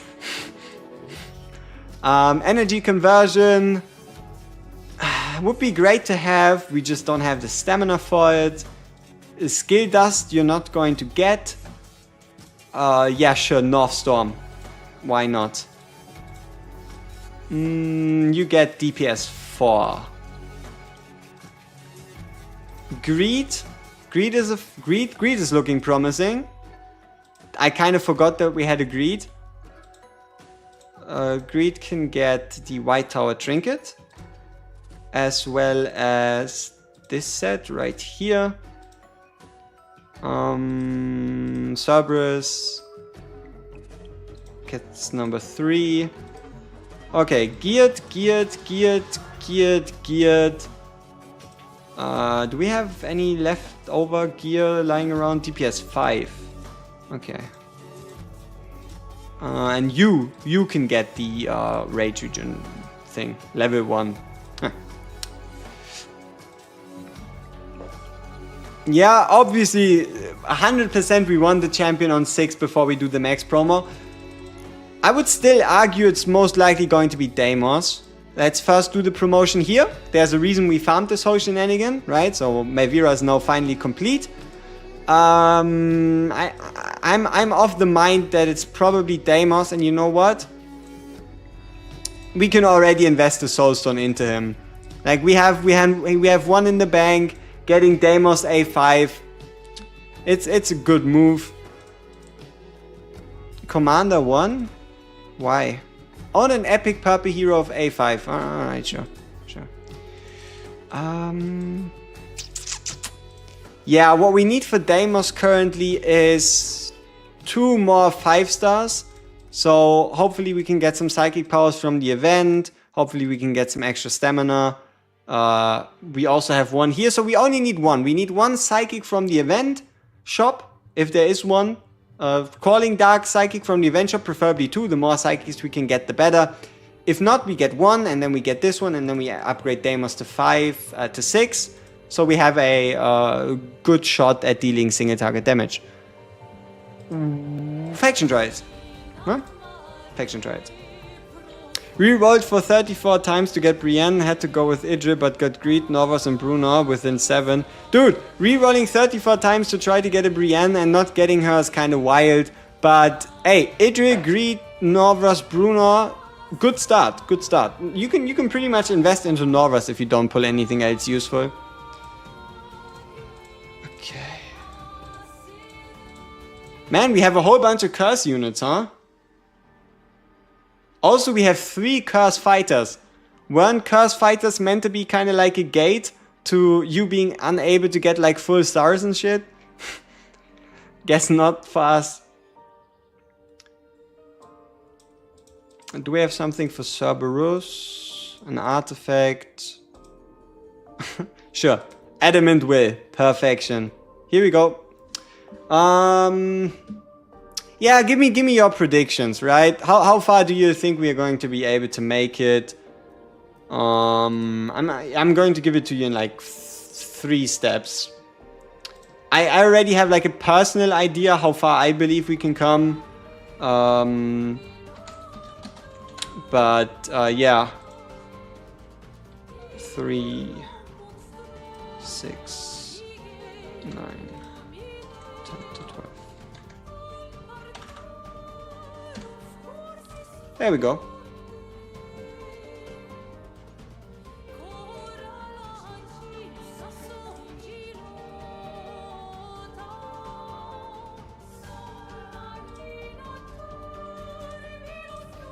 Let's see how much of this ends up being the truth.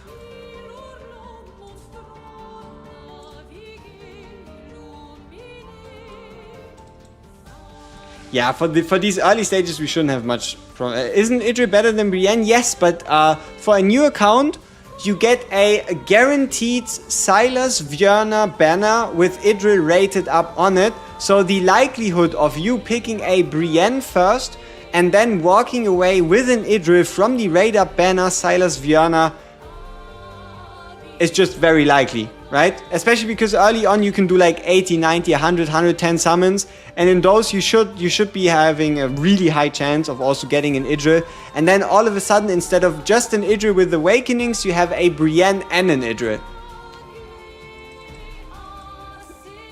Brienne plus Idril A1 plus Astrid A1, not bad. Not quite. Like, Idril A5 is nice and all, but you can also take it a bit slower and you do it with soulstones, right? One of the major benefits is just the burst damage of Brienne for example, 319, right? How long is she gonna be stunned for? That's quite a long time. And also, why is this stage 1 taking so long? This is meant to be easy. This is meant to be stage 1.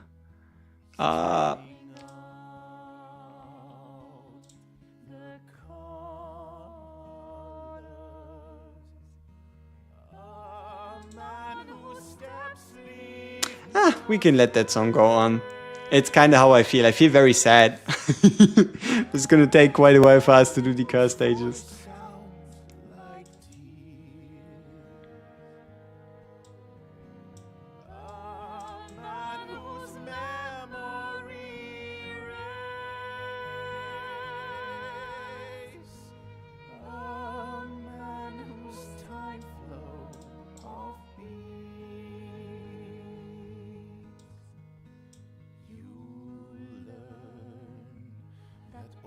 Not in vain.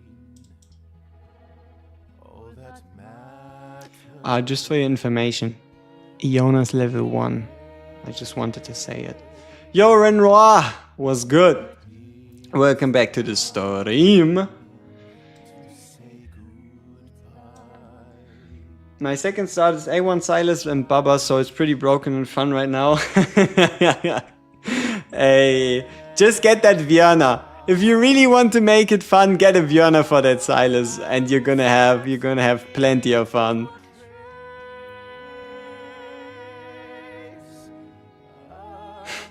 Yeah, I inspired you to make a new account and you pulled it to Zira. GG. GG and end of the universe. Heat death. Bye bye.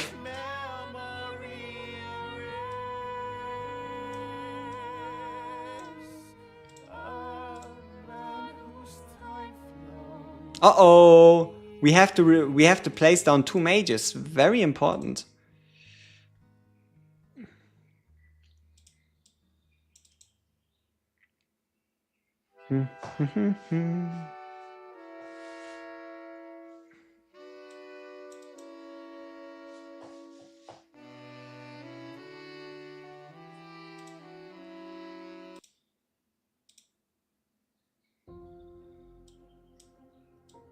Alright, let's pick something a bit more push-uppy-ish.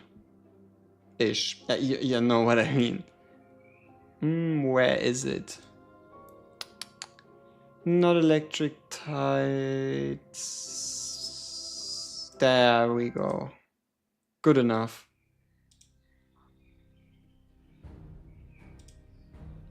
Bum ba ba bum bum bum ba ba bum bum bum.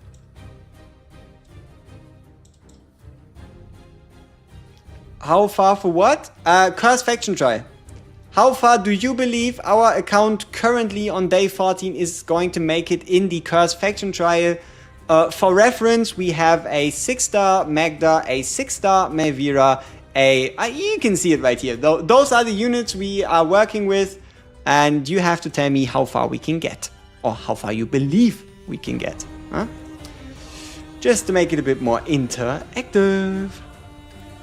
I did start with Tazira, but didn't know she's bad or anything and just played. I'm on like 150 days at the moment and can't say she disappointed. Yeah? I mean... yeah, exactly, right? It's the lack of a frame of reference. To the point that if you don't know what others can do, you're also not going to question the capabilities of your own units.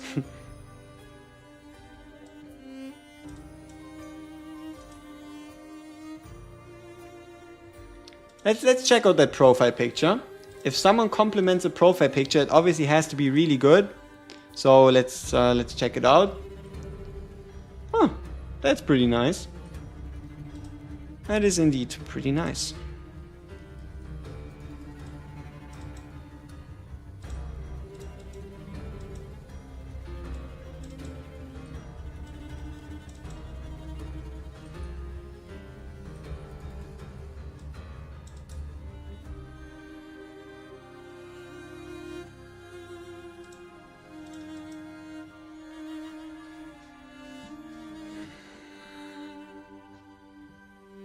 Yep, exactly. She's good, but Kigiri's better. That is a very valid conclusion.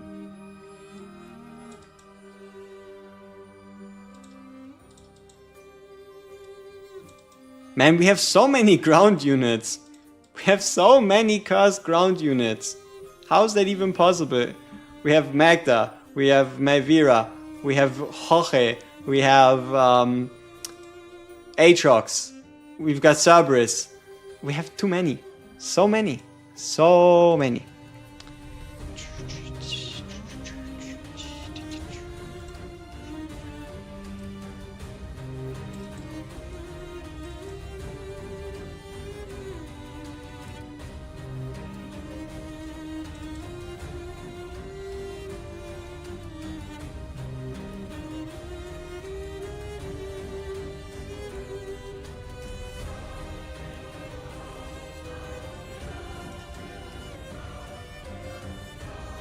A 2x raid up.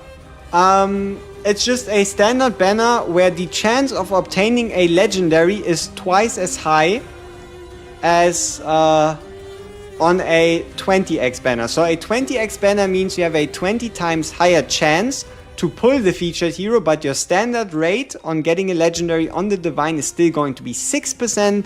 But on a 2x banner, which can be a 20x banner at the same time, but it is rather rare, you get a 12% chance of getting a legendary. So that's the reason why we're not summoning our divines, because I don't want to lose, like, we're legit losing 50% chance.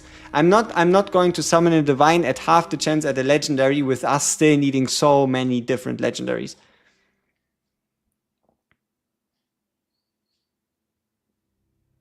I thought it was a combination of 2x and 20x and thought you missed something huge last month with divines. I mean, we had a 2x by 20x that was decent, right? Didn't we get a pretty good or a pretty decent 2x by 20x banner like last month or month and a half? I'm not quite sure. I feel like there was one that was at least somewhat worth your summons. Yeah, it was for Farsi, right? 2x, 20x for Farsi, but Yeah, Thirsty's good. If you already got Thirsty, yeah, the banner is a bit worse than I made it out to be, right? Like, Thirsty's the real prize. Unfortunately, you can't really do much with Salazar or Trusk. That's just kind of the way it is. Oh, yes, yeah, it is. That is the same thing. A 2x by 20x banner means exactly that. You're getting a rate up for your legendaries as well as the doubling of chance. If we are going to see a 2x by 20x, seeing that banner during the anniversary feels like something that could happen. Huh? So, yeah. We need to deploy another mage? Alright, sure. You never thought it's working that way? I mean, those banners are rare. They happen like 6 to 7 times a year, maybe? Yeah, it's not quite like once every 2 months. It depends. Sometimes they're closer together, sometimes they're a bit farther away from it. But yes, these banners do exist. And they are arguably your best use of a summon. Not only do you get double the chance, but you also get the rate up to your featured heroes. So, yeah, 2x by 20x banners are great. Unless the heroes on the banners are awful, then they're obviously not that good.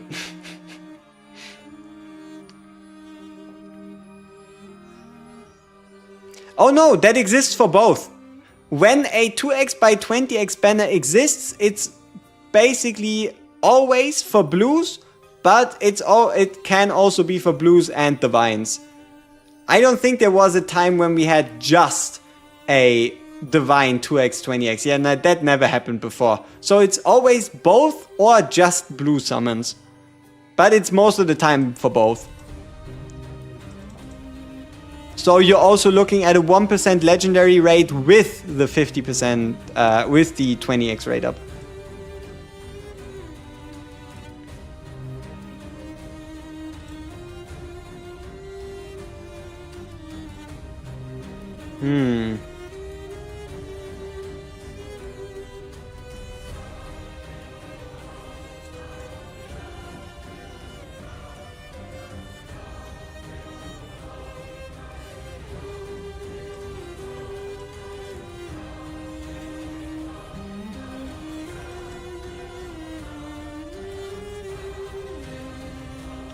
Unnameable Lord would be stupid. It would like undermine the whole established concept of an unnameable Lord. Also, I mean, we need a couple more unnamables before that even makes sense. Like, maybe we get 2 more dragons and the 5th one is like Lord of the Dragons type of deal, but I doubt it. It seems like the concept for unnamables is the fact that they, instead of being a lord themselves, they just boost everyone in your team regardless of faction. Huh? So, and also obviously the ability to work under every lord, because that is what makes them unique. The fact that no matter which team you're running, you can always use an Ajax, you can always use a Imrit. So, yeah, one of the powers is also the fact that, yes, you could boost them with attack speed, you could boost them with increased attack, you could boost them with increased range, and obviously the like, right?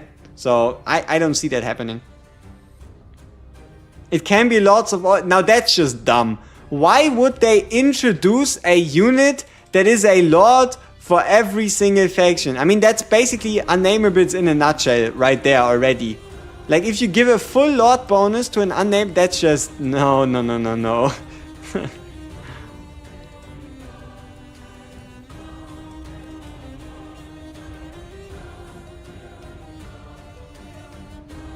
Is Caroso strong for endgame players? I've been in discussion with Arcturus, right? Some of you may know him, some of you don't. He is a big Carosa defender. She's slightly better than your epics when it comes to mages. That's like her power level.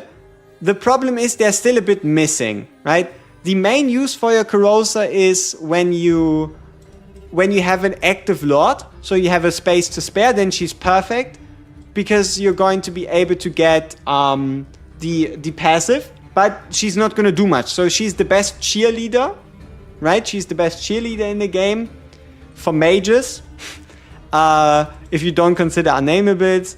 But outside of that, she's missing an exclusive artifact, or some slow, or a bit more base attack, or a freeze, or some type of like she's missing either an exclusive artifact, more range, more CC, or more attack. Any of these would make her, yeah, let's place Nero, he's super cheap, fucking 29.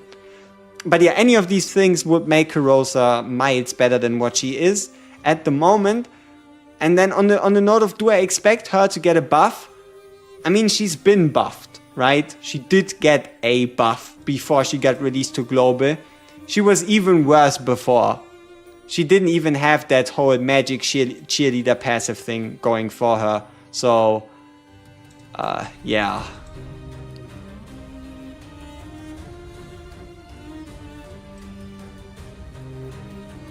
Yeah, you could probably say Ingrid is the best hero in the game. And the main reason for that is just the fact that she's a Watcher Knight, like a Watcher Lord. She's super strong on her own, and she boosts the two strongest heroes in the game, Kigiri and Wukong. You could probably say she's the strongest hero in the game. But then again, if you don't have a inspiration hero, there's nothing stronger than an inspiration hero for your account, right? I have Björn and Morgan and Ajax and Honora plus some weak legendary mages. Yeah, you're not gonna find a lot of use for her. You're not really gonna find a scenario in which she's gonna shine.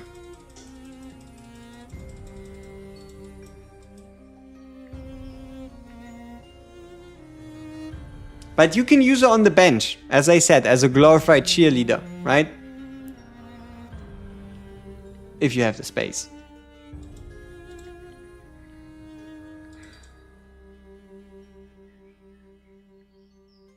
Okay, we've made it through stage 8. Let's see if we can take on stage 9.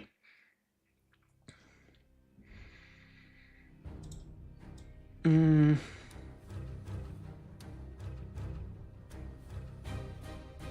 mean, technically it's the same layout. But let's start defending a bit earlier here so we can hit them before they start moving. We can always just put something else in front. And that just ends up giving us the initiative rather than our frenemies right here. Sucky. Man, such a well-rounded character.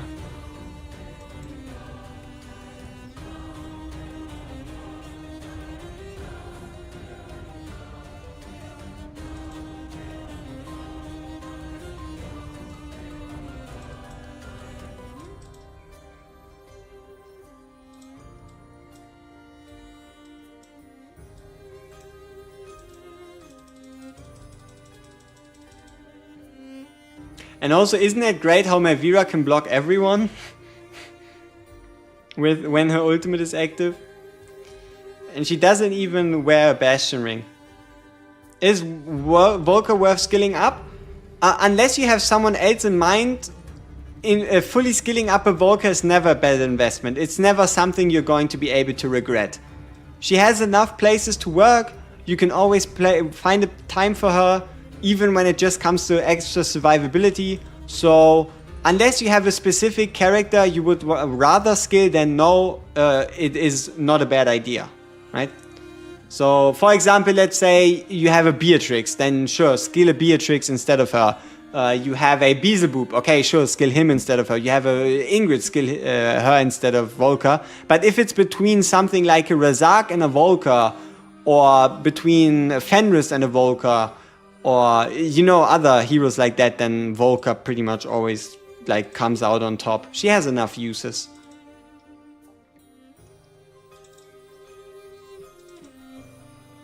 Alright, so we managed to beat stage 9. The question is if we can go higher. Once I skilled her to the max, I was able to do some Gear Dungeon 2 stages. Exactly, right? Even at the worst of times, unless you have something like a Lubu and Ardea, she's always going to be your main DPS for the bottom lane of Gear Dungeon 2. So that's already a fixed space you can use her. You're most likely going to end up in a situation where you're going to use her for Abyss 2, unless you have like an Ingrid. Is it generally true to skill up supports as healers before damage dealers? No. Like, what you really want to do is skill up some very specific heroes, right? Eowyn before Ingrid. Okay, it goes like this. Get a source of inspiration, get a source of rage region, and then do DPS, right? So, for example, our Dolores. We've skilled up our Dolores because she's our source of inspiration. We get the inspiration. If we had an Eowyn, we would be investing so long until we get the Rage region passive maxed. So, most heroes, especially the support type, aren't those you have to fully skill, but rather skill for a or like 2 specific passives. While DPS, on the other hand, outside of the basic attack, you pretty much always want fully maxed out. In the case of Kigiri, you really want Kigiri's basic attack to be maxed out, for example, too. Or like other heroes that hit with their basic attacks. But yeah, in general, DPS you want pretty much fully maxed out if they're good DPSs. And for supports, you can get away with just a couple very specific ones. Firstly, Aelin, Sadie not. For Sadie you just want one upgrade. For Sadie, what you want is level 3 ultimate. You want the level 3 ultimate for allies damage taken during the ultimate negative 10%. That's the only thing you want on a Sadie. And technically speaking, you can get away on a Fercy as long as you get this talent to the maximum level. And for Aelin, what you want is this one to the maximum. And the ultimate to the maximum. Like these 2 to the maximum, this one you can kind of ignore. But yeah, obviously if you want to aim for like maximum scores in Codex, and if you're not pressed for resources, maxing out an Aelin is never a bad idea.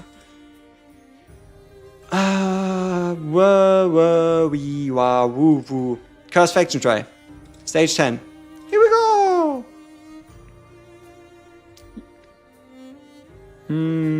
Dream Single Target Arena. Ingrid, Wukong, Kigiri, Diao.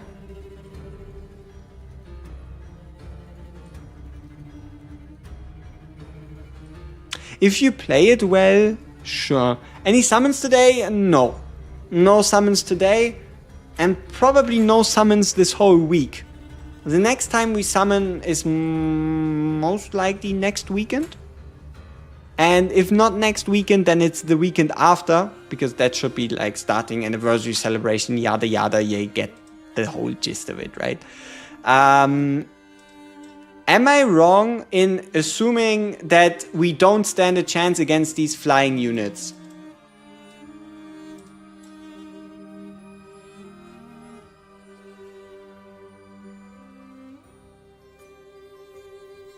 Oh, we don't even stand a chance against these fucking slimes. We can just give up. But by the way, which hero is better, Kigiri and Wukong? They seem to be very equal. Wukong is vastly superior to Kigiri until you get Kigiri's A3, and then Kigiri is better than Wukong.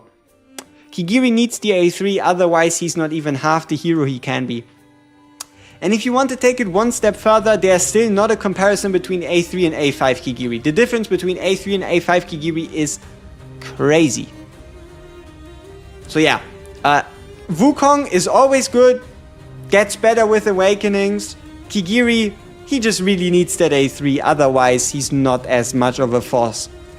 He's not as much of a force, but Kigiri is still considered to be like the best hero in the game because he just hits way too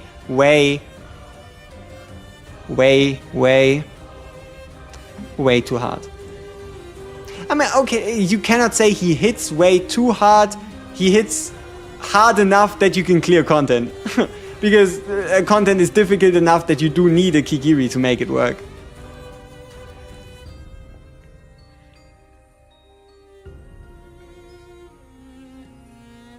Leia as a Lord is good? Yes, but Ingrid as a Lord is better. Better.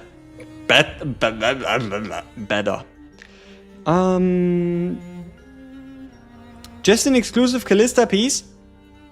You know what? I'm a fan of Callista. I like her design. She does surprisingly good damage once you use her.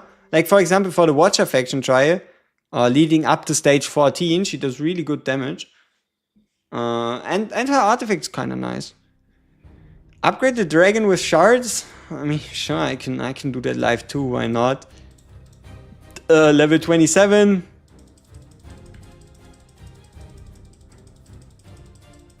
Fuck, we've made too much progress, now it's costing us gold.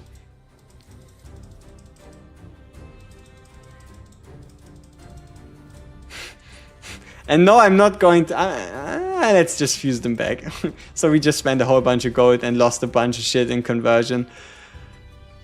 I hate making more progress than what your thing is on. It just costs you gold and you lose out on materials. It sucks. It sucks!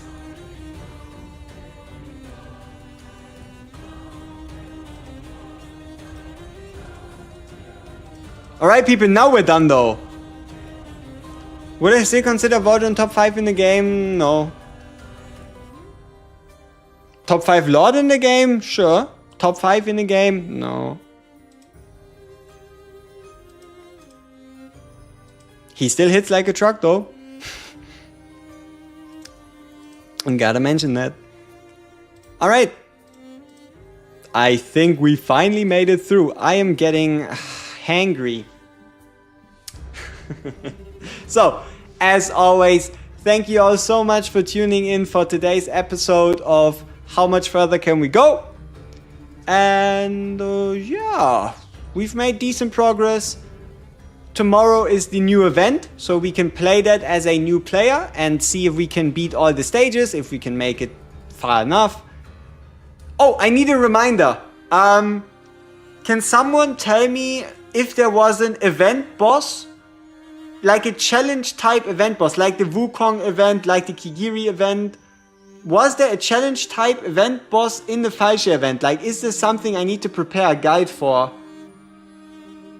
Because that means I have to like schedule time accordingly. Like, was there like a boss fight with like different difficulties? I don't remember anymore. Like, what happened during the Crawling Dark event? Was it just stages and a shop? Or was there like a boss you needed to beat?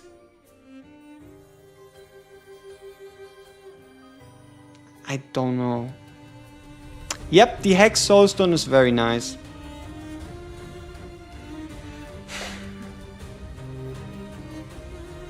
I can check. You know, before we end the stream, I might as well get myself peace of mind. I should have a video covering the Crawling Dark event somewhere. Let's see. Crawling. Don't know, wasn't born yet. That's crazy. That is crazy.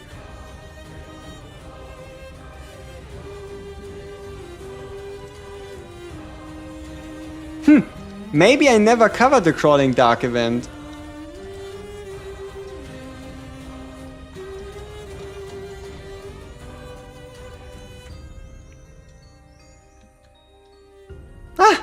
I'll make it work somehow. So, as always, thank you so much for tuning in. Is Elowen really necessary for Rage Region when you can just use Hollow? Elowen's Rage Region is stage-wide. It is stage-wide and it is not contingent upon ult use. Elowen's Rage Region is passive. You don't have to do anything. You just place her down and you get 1% rage per second to everyone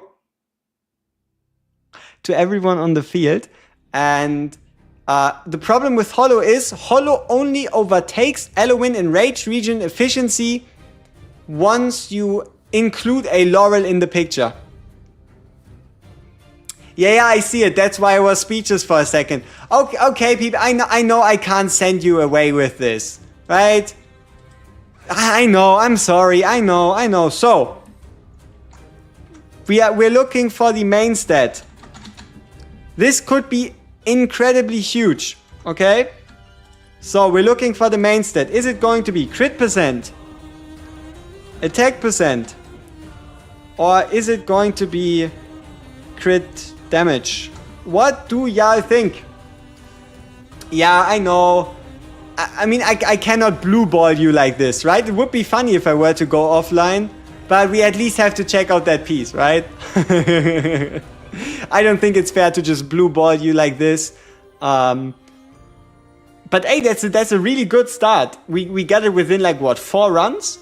No, we got it within like, yeah, we got it on a first or second run. That's crazy. Okay, we got a lot of believers.